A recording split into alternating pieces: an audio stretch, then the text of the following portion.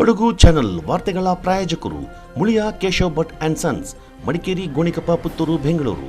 Bharati radio house, electronic ಉಪಕರಣಗಳ ಬೃಹತ್ ಮಳಿಗೆ, ಗಣಪತಿ ಬೀದಿ, ಮಡಿಕೇರಿ, ಮುಖ್ಯ ರಸ್ತೆ, Gonikoppal. A to Z super market, Vishwamanava double road, Kuvempu Nagar, Mysuru. Wood look furniture, ಪೀಠೋಪಕರಣಗಳ ಬೃಹತ್ ಮಳಿಗೆ, ಆಲ್ವೆಸಲ್ ಟವರ್, ಕೊಯ್ನೂರು ರಸ್ತೆ, ಮಡಿಕೇರಿ. ಶಾರದಾ ಜ್ಯುವೆಲರಿ, ಕೊಡಗಿನ ಸಾಂಪ್ರದಾಯಿಕ ಆಭರಣಗಳ ವಿಶಾಲ ಮಳಿಗೆ, Aras road, Mysuru. Rohan city residential and commercial, Vijay, Mangaluru. ZRN Kaveri silks, art and craft emporium, ಅಪ್ಪಟ ರೇಷ್ಮೆ ಸೀರೆಗಳ ಮಳಿಗೆ, ಮೈಸೂರು ರಸ್ತೆ, ಮಡಿಕೇರಿ. 2025-26ನೇ ಸಾಲಿನ ದಸರಾ ದಶಮಂಟಪ ಸಮಿತಿ ಅಧಿಕಾರ ಹಸ್ತಾಂತರ ಕಾರ್ಯಕ್ರಮ ಮಡಿಕೇರಿಯ ಕೋಟೆ ಮಾರಿಯಮ್ಮ ದೇವಾಲಯದ ಸಭಾಂಗಣದಲ್ಲಿ ನಡೆಯಿತು. ಐತಿಹಾಸಿಕ ನಾಡಹಬ್ಬ ದಸರಾಗೆ ದಿನಗಣನೆ ಆರಂಭಗೊಂಡಿದ್ದು, ದಸರಾ ಚಟುವಟಿಕೆಗಳು ನಿಧಾನವಾಗಿ ಆರಂಭಗೊಂಡಿದೆ. ಮೊದಲ ಹಂತವಾಗಿ ಅಧಿಕಾರ ಹಸ್ತಾಂತರ ಕಾರ್ಯಕ್ರಮ ನಡೆಯಿತು. ಕಳೆದ ಬಾರಿ ದಸರಾ ದಶಮಂಟಪದ ಜವಾಬ್ದಾರಿಯನ್ನ ಕೋಟೆ ಮಾರಿಯಮ್ಮ ದೇವಾಲಯ ಸಮಿತಿ ವಹಿಸಿದ್ರೆ, ಈ ಬಾರಿ ಕೋಟೆ ಮಹಾಗಣಪತಿ ದೇವಾಲಯ ವಹಿಸಿದೆ. ಕೋಟೆ ಮಾರಿಯಮ್ಮ ದೇವಾಲಯ ಸಮಿತಿ ಅಧ್ಯಕ್ಷರು ಕೋಟೆ ಮಹಾಗಣಪತಿ ದೇವಾಲಯ ಸಮಿತಿ ಅಧ್ಯಕ್ಷರಿಗೆ ಅಧಿಕಾರ ಹಸ್ತಾಂತರ ಮಾಡಿದರು. ಈ ಸಂದರ್ಭ ನೂತನ ದಶಮಂಟಪ ಅಧ್ಯಕ್ಷ ಹರೀಶ್ ಅಣ್ವೇಕರ್, ಕೋಟೆ ಮಾರಿಯಮ್ಮ ದೇವಾಲಯದ ದಶಮಂಟಪ ಸಮಿತಿ ನೂತನ ಅಧ್ಯಕ್ಷ ಜಗದೀಶ್, ಕಾರ್ಯಾಧ್ಯಕ್ಷ ಪ್ರಕಾಶ್ ಆಚಾರ್ಯ ಮಾತನಾಡಿದರು. ಈ ಸಂದರ್ಭ ಪ್ರಮುಖರಾದ ಸುಕುಮಾರ್, ಡಿಶು, ಸದಾ ಮುದ್ದಪ್ಪ, ಮಂಜುನಾಥ್, ಪ್ರಭುರೈ, ದಶಮಂಟಪದ ಅಧ್ಯಕ್ಷರು ಹಾಗೂ ಸಮಿತಿ ಪ್ರಮುಖರು ಪಾಲ್ಗೊಂಡಿದ್ದರು. ಆಗ್ತಾನೆ ಇದೆ, ಅದು ದೈವಿಕವಾಗಿ ಆಗುತ್ತಾ ಒಂದು ಕಾರ್ಯಕ್ರಮ. ಆ ಒಂದು ಕಾರ್ಯಕ್ರಮದಲ್ಲಿ ಅದೊಂದು ಕಥಾ ಸಂದರ್ಭಗಳು ದಶಮಂಟಪ ಒಂದು ಸಾಗುವ ಒಂದು ಇದರಲ್ಲಿ ಅವರು ದಿನ ನಮ್ಮ ಯಾವ ರೀತಿಯಲ್ಲಿ ಒಂದು ದೇವಾಲಯ ಸಿಸ್ಟಮ್ ಮಾಡ್ತಾ ಇದ್ವಿ ಅಂತ ಒಂದು ದಸರಾ, ಒಂದು ಅದ್ದೂರಿ ದಸರಾ, ಮೈಸೂರಿಗಿಂತ ಹೆಚ್ಚಿನ ಒಂದು ದಸರಾ ರೀತಿಯಲ್ಲಿ ಮಡಿಕೇರಿ ದಸರಾ ನಮ್ಮಲ್ಲಿ ಇವತ್ತು ಕಾಣಿಸ್ಕೊಂಡಿದೆ. ಅದಕ್ಕೆ ಒಳ್ಳೆ ರೀತಿಯಲ್ಲಿ ನಾವು ಅದನ್ನು ನಡ್ಸ್ಕೊಂಡು ಹೋಗಿದ್ವಿ. ಅದೇ ನಮಗೆ ಅದೇ ರೀತಿಯಲ್ಲಿ ಒಂದು ಒಳ್ಳೆ ಒಂದು ಅನುಗ್ರಹ ಬರ್ತಾ ಇದೆ. ಆ ದಸರಾ ಇನ್ನೂ ಚಂದ ಆಗಬೇಕು ಅಂತೇಳಿ ನನ್ನ ಒಂದು ಆಸೆ. ಅಂತ ವಿಚಾರದಲ್ಲಿ ಬರೋದಕ್ಕೆ ಕಳೆದ ಬಾರಿ ತುಂಬಾ ರೀತಿಯಲ್ಲಿ ನಮಗೆ ನಾವು ಅಮೃತ್ ಅವರು ಕಾನೂನು ರೀತಿಯಾಗಿ ಅವರು ಹೊರಗಡೆ ಅಧ್ಯಕ್ಷರಾಗಿ ಸೆಕೆಂಡ್ ಟೈಮ್ 30ನೇ ವರ್ಷ ನಾವು ನೋಡ್ತಾ ಇದ್ದಿದ್ದೆ ಹಾಗೆ. ಮತ್ತೆ ಸುಕುಮಾರ್, ಅದೇ ರೀತಿ ಜಗದೀಶ್ ಅವರು ಒಳ್ಳೆ ರೀತಿಯಲ್ಲಿ ನಮ್ಮ ಯುವಕ ಮಿತ್ರ ಮಂಡಳಿ, ಕೋಟೆ ಮಾರಿಯಮ್ಮ ಯುವಕ ಮಿತ್ರ ಮಂಡಳಿ ಒಳ್ಳೆ ರೀತಿಯಲ್ಲಿ ಕಾರ್ಯನಿರ್ವಹಿಸಿದೆ ಅಂತ ಹೇಳುವಂಥ ಹೆಮ್ಮೆಗೆ ನಾನು ಇವತ್ತು ಈ ವೇದಿಕೆಯಲ್ಲಿ ಪಾತ್ರರಾಗ್ತಾರೆ ಅಂತ ಹೇಳ್ತಾ, ಮುಂದಿನ ದಿನಗಳಲ್ಲಿ ಕೋಟೆ ಗಣಪತಿಯವರು ಈ ಅಧಿಕಾರ ಹಸ್ತಾಂತರ ತಗೊಂಡ ಮೇಲೆ ಅವರ ಕೆಲವು ನಿರೀಕ್ಷೆಗಳಿದೆ. ಒಳ್ಳೆ ರೀತಿಯಲ್ಲಿ ಅವರು ಬೈಲ ಮಾಡಬೇಕು ಅಂತ ನಮ್ಮ ರಾಜೇಶ್ ಅವರು ಸುಮಾರು ಸಲ ನಮ್ಮ ಭಾರಿ ಆಪ್ತರು ಅವ್ರು ಹೇಳ್ತಾರೆ ಬೈಲ ನಿರ್ಮಾಣ ಆಗಬೇಕು ಅಂತ. ಯಾಕೆಂದ್ರೆ ನಮಗೆ ಇದಕ್ಕೊಂದು ನಾವು ಸರ್ಕಾರದಿಂದ ಅನುದಾನ ತಗೊಳ್ಳುವಾಗ ಕೆಲವು ಗೈಡ್ಲೈನ್ಸ್ಗಳಿರ್ತದೆ. ಆದರೂ ಕೆಲವು ವಿಚಾರದಲ್ಲಿ ಗೈಡ್ಲೈನ್ಸ್ನ ನಾವು ತೂರ್ತೀವಿ.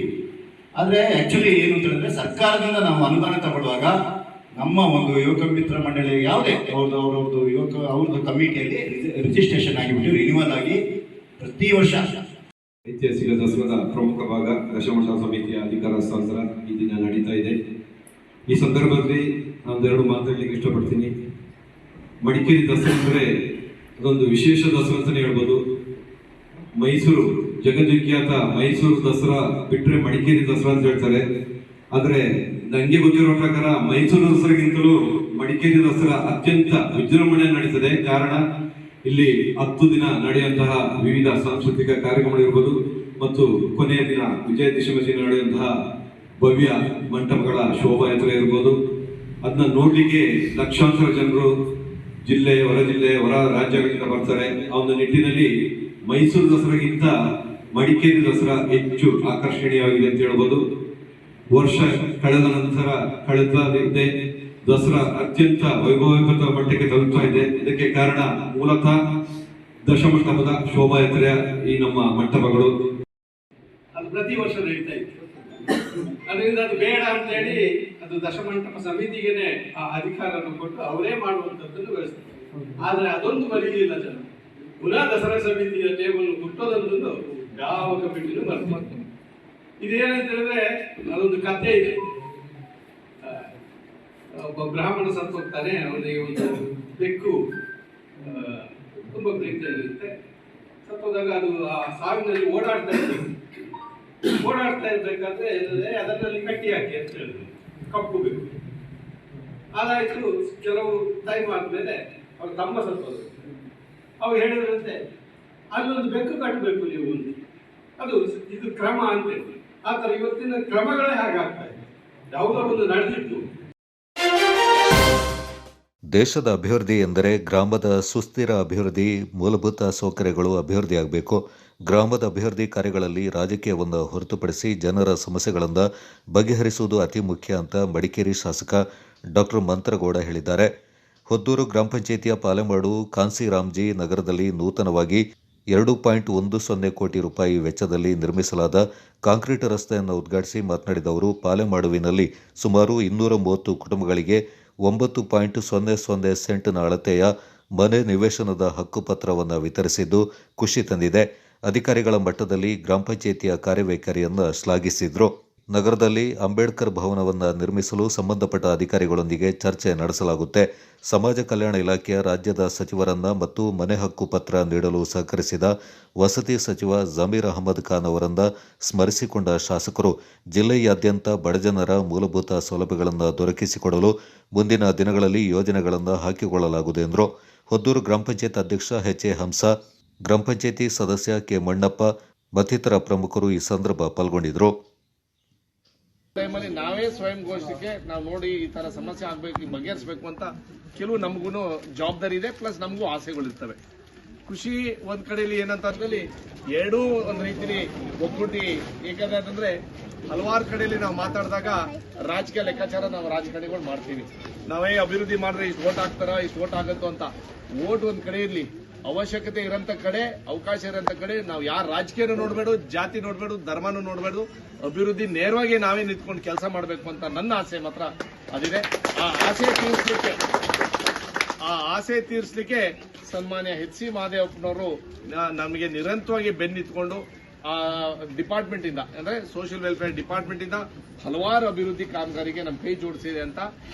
ಅದಕ್ಕೋಸ್ಕರ ಮತ್ತೊಮ್ಮೆ ಸನ್ಮಾನ್ಯ ಸಚಿವರಾದಂಥ ಎಚ್.ಸಿ. ಮಹದೇವಪ್ಪನವರು ಕಳೆದ ನಮ್ಮಲ್ಲಿ ಉಸ್ತುವಾರಿ ಸಚಿವರು ಆಗಿದ್ರು, ಹಲವಾರು ವಿಚಾರದ PWD ಸಚಿವರಾಗಿದ್ರು ಕಳೆದ ಬಾರಿ. ಆ ವಿಚಾರದ ಹಲವಾರು ಕಾಮಗಾರಿಗಳು ನಮ್ಮ ಈ ಕ್ಷೇತ್ರಕ್ಕೆ ಅಭಿವೃದ್ಧಿ ಕಾಮಗಾರಿ ಕೊಡಂತ ಕೆಲಸ ನಿರಂತರವಾಗಿ ಮಾಡ್ಕೊಂಬರಂತ ಅವ್ರಿಗೆ ನನ್ನ ವೈಯಕ್ತಿಕವಾಗಿ ಅಭಿನಂದನೆ ತಿಳಿಸಕ್ಕೆ ಇಷ್ಟಪಡ್ತೀನಿ.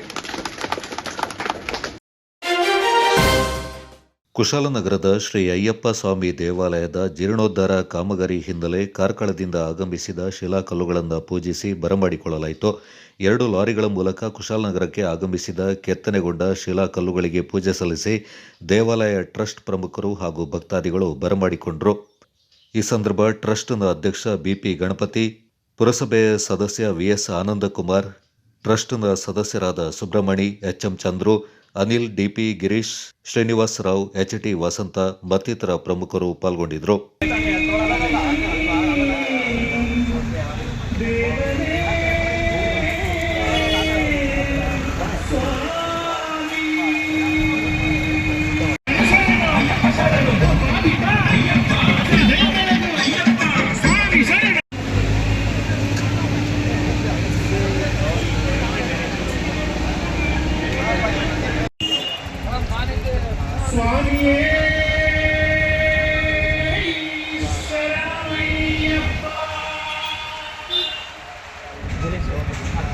ನಮ್ಮ ಕುಶಾಲನಗರದ ಶ್ರೀ ಅಯ್ಯಪ್ಪ ಸ್ವಾಮಿ ದೇವಸ್ಥಾನ ಕಾವೇರಿ ನದಿ ತೀರದಲ್ಲಿ ಸ್ಥಾಪನೆ ಆಗಿದೆ. ಈ ದೇವಸ್ಥಾನ ಪುರಾತನವಾದ ದೇವಸ್ಥಾನ. ಇಲ್ಲಿ ಕೆಲವು ಕಳೆದ ಒಂದು 2018ರಿಂದ ಒಂದು 2-3 ಸರಿ ಪ್ರವಾಹ ಬಂದು ನೀರೆಲ್ಲ ಒಳಗೆ ಬಂದು ಶಿಥಿಲಗೊಂಡ ಕಾರಣ ನಾವು ಒಂದು ದೇವಸ್ಥಾನನ ಪುನರ್ನಿರ್ಮಾಣ ಮಾಡಬೇಕು ಅಂತ ಹೇಳ್ಬಿಟ್ಟು ಒಂದು ಯೋಜನೆ ಹಾಕ್ಕೊಂಡು ಕುಶಾಲನಗರದಲ್ಲಿರುವಂಥ ಪ್ರತಿಯೊಬ್ಬ ಭಕ್ತಾದಿಗಳು, ವರ್ತಕರು, ದಾನಿಗಳನ್ನೆಲ್ಲ ಭೇಟಿ ಮಾಡಿ ಈ ಬಗ್ಗೆ ಒಂದು ಕಾರ್ಯೋನ್ಮುಖವಾಗಬೇಕು ಅಂತ ತೀರ್ಮಾನ ಮಾಡಿದ್ದೀವಿ. ಆ ಪ್ರಕಾರ ಈಗ ದೇವಸ್ಥಾನದ ಅಡಿಪಾಯ ಫೌಂಡೇಶನ್ ಎಲ್ಲ ಪೂರ್ಣಗೊಂಡಿದೆ. ಈಗ ಪ್ರಥಮ ಹಂತದಲ್ಲಿ ಶಿಲಾ ಇದ್ರದ್ದು ನಿರ್ಮಾಣ ಮಾಡಬೇಕು ಅಂತ ಹೇಳ್ಬಿಟ್ಟು ಪ್ರಥಮ ಹಂತದಲ್ಲಿ ಕಾರ್ಕಳದಿಂದ ಶಿಲೆಗಳನ್ನೆಲ್ಲ ಕೆತ್ತನೆ ಮಾಡಿಸಿ ಇವತ್ತು ತರ್ತಾ ಇದ್ದೀವಿ. ಈ ಒಂದು ಪುಣ್ಯ ಕಾರ್ಯದಲ್ಲಿ ಭಾಗಿಯಾದಂಥ ಎಲ್ಲ ನಮ್ಮ ಭಕ್ತಾದಿಗಳಿಗೆ ದೇವಸ್ಥಾನ ಪರವಾಗಿ ನಾನು ಅಭಿನಂದನೆಯನ್ನು ಸಲ್ಲಿಸ್ತೇನೆ. ಹಾಗೆ ಊರಿನ ಪ್ರಮುಖರು, ಭಕ್ತಾದಿಗಳು, ವ್ಯಾಪಾರಿಗಳು, ನಾಗರಿಕರೆಲ್ಲ ಈ ಒಂದು ದೈವಿಕ ಕಾರ್ಯಕ್ಕೆ ಒಂದು ಉತ್ತಮ ಮಟ್ಟದ ಸಹಕಾರ ನೀಡಬೇಕು ಅಂತ ಈ ಮೂಲಕ ಕೇಳ್ಕೊಳ್ತೇವೆ.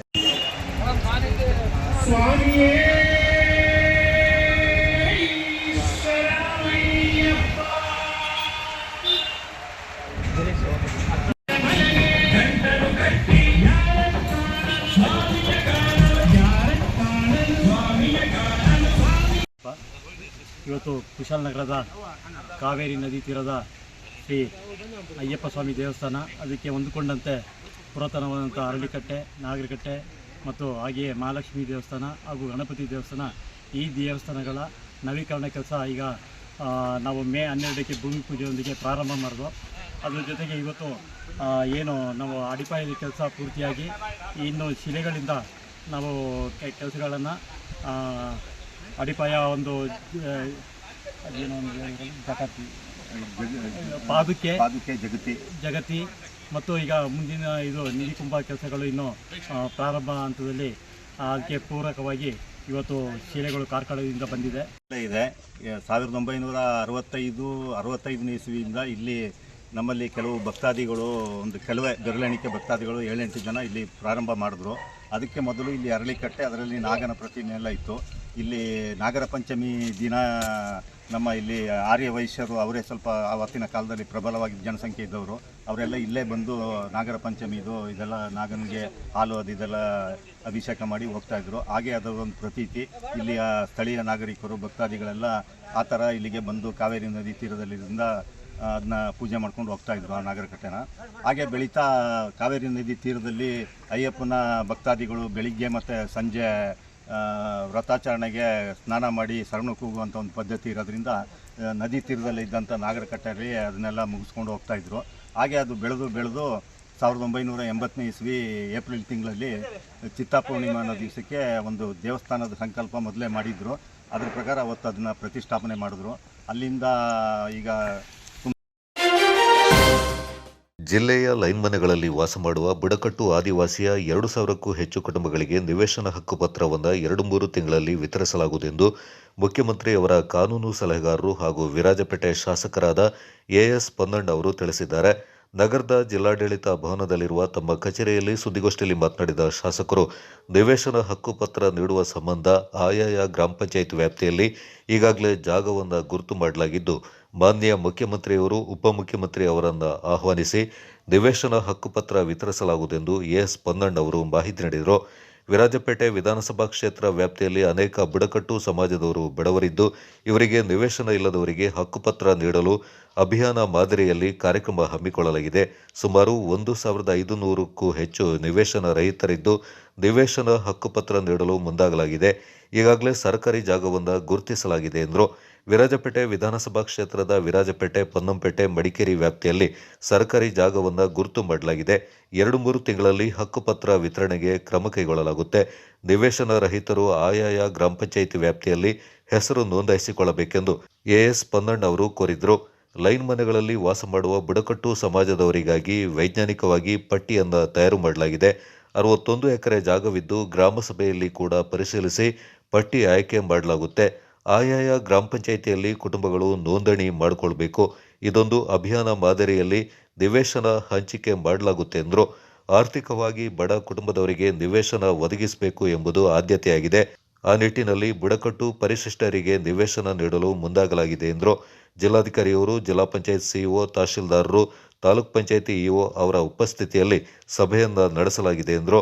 ಎಲ್ಲ ಕಾಡಾನೆಗಳನ್ನು ಕಾಡಿಗೆ ಓಡಿಸುವ ಕಾರ್ಯಾಚರಣೆ ಗುರುವಾರದಿಂದ ಆರಂಭವಾಗಿದೆ.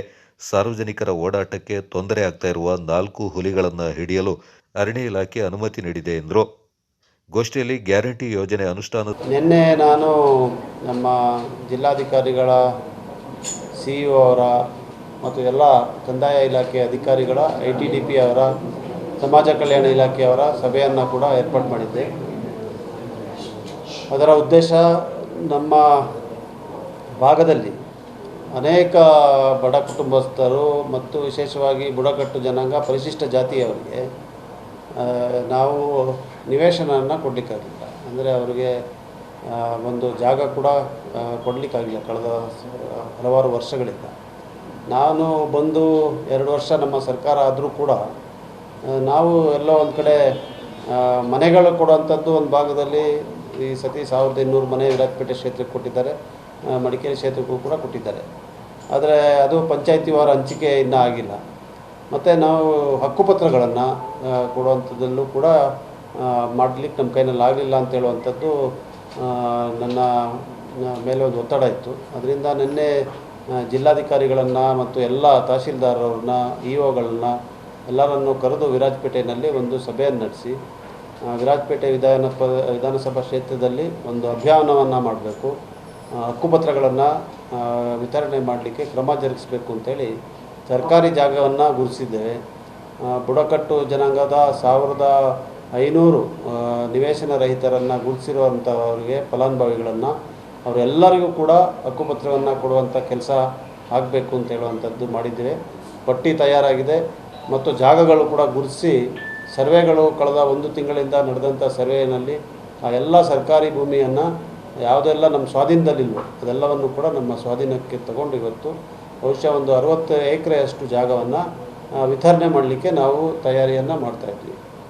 ಹಾಗೆ ಬೇರೆ ಪಂಚಾಯತಿವಾರು ಇರುವಂಥ ಎಲ್ಲ 3 ನಮ್ಮ ತಾಲೂಕುಗಳು, ಮಡಿಕೇರಿ ತಾಲೂಕು, ಪೊನ್ನಂಪೇಟೆ ತಾಲೂಕು, ವಿರಾಜಪೇಟೆ ತಾಲೂಕು, ಇಲ್ಲೂ ಕೂಡ ಇರುವಂಥ ಸರ್ಕಾರಿ ಜಾಗ ಮತ್ತು ಸರ್ಕಾರಿ ಜಾಗದಲ್ಲಿ ಈಗಾಗಲೇ ಜನವಸತಿ ಇರುವಂಥಲ್ಲಿ ಅವ್ರಿಗೆ ಯಾವುದೇ ಹಕ್ಕಿಲ್ವೋ ಅವರನ್ನು ಕೂಡ ಗುರುತಿಸಿ ಯಾವ ಥರ ನಾವು ಗ್ರಾಮ ಸಭೆಗಳಲ್ಲಿ ಫಲಾನುಭವಿಗಳಿಗೆ ಹಕ್ಕುಪತ್ರವನ್ನು ಕೊಡುವಂಥದ್ದಾಗ್ಬೋದು ಅಂತ ಹೇಳುವಂಥದ್ದು ಕೂಡ ಭಾಳ ಚರ್ಚೆಯನ್ನು ಮಾಡಿದ್ವಿ. ಬರುವ ಬಹುಶಃ ಇನ್ನೊಂದು 2-3 ತಿಂಗಳ ಒಳಗೆ ಈ ಅಭಿಯಾನವನ್ನು ಮುಕ್ತಾಯಗೊಳಿಸಿ ಮುಖ್ಯಮಂತ್ರಿಗಳು ಅಥವಾ ಉಪಮುಖ್ಯಮಂತ್ರಿಗಳು ಈ ರೀತಿಯಾದಂಥ ದೊಡ್ಡ ಸರ್ಕಾರದಲ್ಲಿರುವಂಥವರನ್ನು ಕರೆದು ಒಂದು ದೊಡ್ಡ ಕಾರ್ಯಕ್ರಮವನ್ನು ಮಾಡಿ ಅಲ್ಲಿ ಹಕ್ಕುಪತ್ರವನ್ನು ಕೊಡಬೇಕು, ವಿತರಣೆ ಮಾಡಬೇಕು ಅಂತ ಹೇಳುವಂಥ ತೀರ್ಮಾನವನ್ನು ಕೈಗೆತ್ತಿಕೊಂಡಿದ್ದೀವಿ. ಅದನ್ನು ಆದಷ್ಟು ಶೀಘ್ರವಾಗಿ ಅನುಷ್ಠಾನಕ್ಕೆ ತರ್ತೀವಿ. ಬಹುಶಃ 2000ಕ್ಕಿಂತ ಹೆಚ್ಚು ಫಲಾನುಭವಿಗಳಿಗೆ ಹಕ್ಕುಪತ್ರ ಕೊಡುವಂಥ ಒಂದು ವಿಶೇಷ ಅಭಿಯಾನ ಇದು ವಿರಾಜಪೇಟೆ ಕ್ಷೇತ್ರದಲ್ಲಿ ನಾವು ಮಾಡ್ತೀವಿ ಅಂತ ಹೇಳುವಂಥ ಒಂದು ಸಂದೇಶವನ್ನು ಕೂಡ ನಾನು ಜನರಿಗೆ ಕೊಡಲಿಕ್ಕೆ ಬಯಸ್ತೇನೆ. ಸಮಿತಿ ಜಿಲ್ಲಾಧ್ಯಕ್ಷ ಧರ್ಮಜ ಉತ್ತಪ್ಪ, ಪಿಕೆ ಪೊನ್ನಪ್ಪ ಪಾಲ್ಗೊಂಡಿದ್ದರು.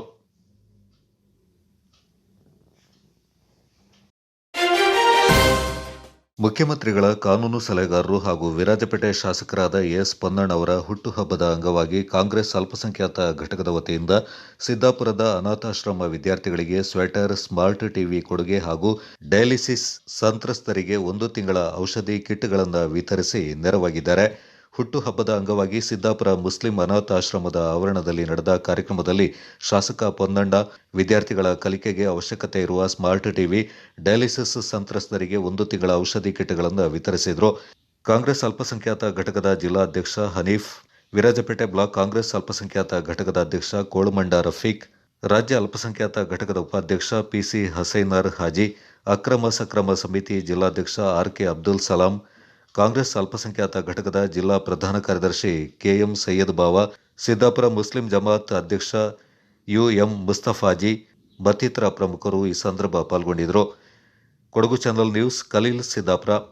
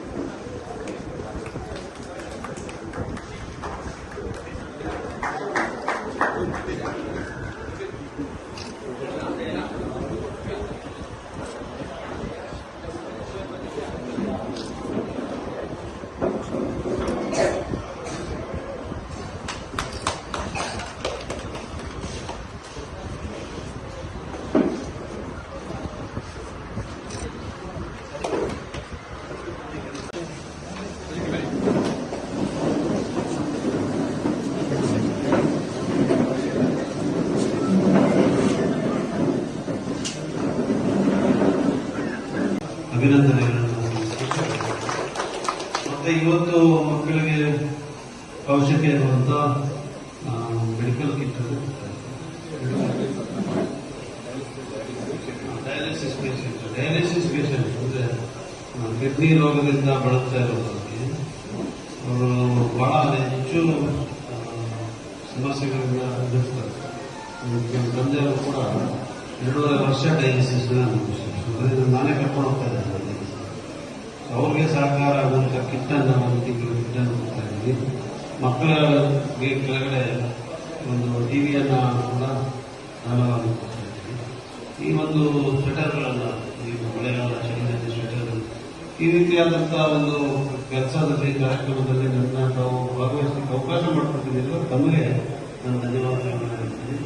ನಾವು ಸಮಾಜದಲ್ಲಿ ನಾನು ಭಾವಿಸಿದಂತೆ ಮನುಷ್ಯನ ಮಧ್ಯೆ ಅಂತರ ಇದೆ, ಯಾವ ಕಾರಣಕ್ಕೂ ಇರೋದಿಲ್ಲ, ನಾವೇ ಸೃಷ್ಟಿ ಮಾಡ್ತೀವಿ.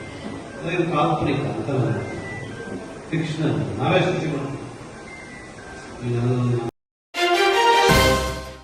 ಸ್ಟೇಟ್ ಬ್ಯಾಂಕ್ ಆಫ್ ಇಂಡಿಯಾ ಪ್ರಸ್ತುತ ವರ್ಷದಲ್ಲಿ 70,000 ಕೋಟಿ ವ್ಯವಹಾರ ನಡೆಸಿ ಬ್ಯಾಂಕ್ ವ್ಯವಸ್ಥೆಯಲ್ಲಿ ಉತ್ತಮ ಸೇವೆ ನೀಡ್ತಾ ಇದೆ ಎಂದು state bank of India Mangaluru ಆಡಳಿತ ಕಚೇರಿಯ ಉಪ ಮಹಾಪ್ರಬಂಧಕರಾದ ಕೃಷ್ಣ ಮೋಹನ್ ತಿಳಿಸಿದ್ದಾರೆ. ಸಿದ್ದಾಪುರದಲ್ಲಿ ಆರಂಭವಾಗಿರುವ SBI 42ನೇ ಶಾಖೆಯ ನೂತನ ಕಚೇರಿಯಿಂದ ಉದ್ಘಾಟಿಸಿ ಮಾತನಾಡಿದ ಅವರು, SBI ದೇಶದಾದ್ಯಂತ 25,000 ಶಾಖೆಗಳನ್ನು ಹೊಂದಿದ್ದು 42 ಕೋಟಿಗೂ ಅಧಿಕ ಗ್ರಾಹಕರಿಗೆ ಉತ್ತಮ ಸೇವೆ ನೀಡುತ್ತಾ 60,000 ATM ಕೌಂಟರ್ ಹೊಂದಿದೆ. SBI ಗ್ರಾಹಕರಿಂದ ಬೆಳೆದ ಸಂಸ್ಥೆಯಾಗಿದ್ದು ಗ್ರಾಹಕರಿಗೆ ಉತ್ತಮ ರೀತಿಯಲ್ಲಿ ಸೇವೆ ನೀಡುವ ಉದ್ದೇಶದಿಂದ ಸಿದ್ದಾಪುರದಲ್ಲಿ ನೂತನ ಶಾಖೆಯನ್ನು ಪ್ರಾರಂಭಿಸಿದ್ದು ಎಲ್ಲರೂ ಇದನ್ನು ಸದುಪಯೋಗ ಪಡೆದುಕೊಳ್ಳುವಂತೆ ಮನವಿ ಮಾಡಿದರು. ಭೂಮಿ ತಾಯಿಯು ಕಾಪಾಡಲಿ ಅಂತೇಳಿ ಮನಸೋಷ್ಟವಾಗಿ ಪ್ರಾರ್ಥನೆ ಮಾಡಿಕೊಳ್ಳಿ. ಅದೇ ರೀತಿಯಲ್ಲಿ ಈ ಜಾಗದಲ್ಲಿ ಇರುವಂತಹ ಮಾಲೀಕರಿಗೂ ಆಗಿ ಅದೇ ರೀತಿಯಲ್ಲಿ ನಡೆಸುವಂತಹ ಸಂಸ್ಥೆಗಾಗಿರಲಿ ಯಾವುದೇ ಧನ ಲಾಭವನ್ನು ಕೊಡ್ಲಿ ಅಂತೇಳಿ ಮನಸೋಷ್ಟವಾಗಿ ಪ್ರಾರ್ಥನೆ ಮಾಡಿಕೊಳ್ಳಿ. ಓಂ ಅಸ್ತು ಶ್ರೀ ಮಹಾದೇವೇಭ್ಯೋ ನಮೋ ನಮಃ. ಸರ್ವಮಂಗಲ ಮಾಂಗಲ್ಯೆ ಶಿವೆ ಸರ್ವಾರ್ಥ ಸಾಧಿಕೆ ಶರಣ್ಯೇ ತ್ರ್ಯಂಬಕೆ ಗೌರಿ ನಾರಾಯಣಿ ನಮೋಸ್ತೇ. ಅಸ್ತು ಶ್ರೀ ಮಹಾದೇವೇಭ್ಯೋ ನಮೋ ನಮಃ.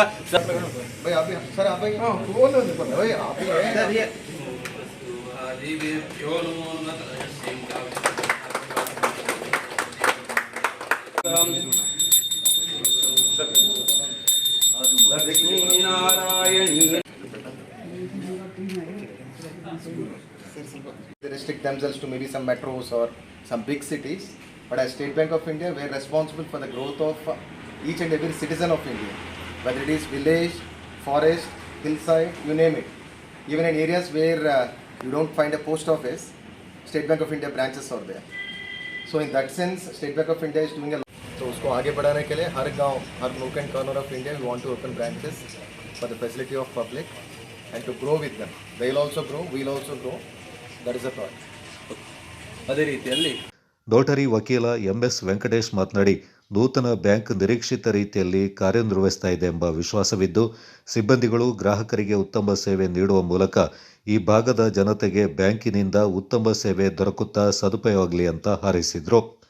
ಈ ಸಂದರ್ಭ SBIನ ಪ್ರಾದೇಶಿಕ ವ್ಯವಸ್ಥಾಪಕರಾದ ಹೇಮಂತ್ ಅಧಿಕಾರಿ, ಸಿದ್ದಾಪುರ ಶಾಖೆ ವ್ಯವಸ್ಥಾಪಕರಾದ ಸುಮೇಶ್, ಬ್ಯಾಂಕ್ ಕಟ್ಟಡದ ಮಾಲೀಕರಾದ SB ಪ್ರತೇಶ್, ಸ್ಥಳೀಯ ಪ್ರಮುಖರಾದ MK ಮಣಿ, ವಿಜಯನ್, ದಿನೇಶ್, ರಾಜೀವನ್, ಸಂಜೀವಿನಿ ಒಕ್ಕೂಟದ ಪ್ರಮುಖರು ಸೇರಿದಂತೆ ಸ್ಥಳೀಯ ವ್ಯಾಪಾರಿಗಳು, ಬೆಳೆಗಾರರು, ಬ್ಯಾಂಕ್ ಸಿಬ್ಬಂದಿಗಳು ಪಾಲ್ಗೊಂಡಿದ್ದರು. Kodagu channel news, Subramani, Siddapura.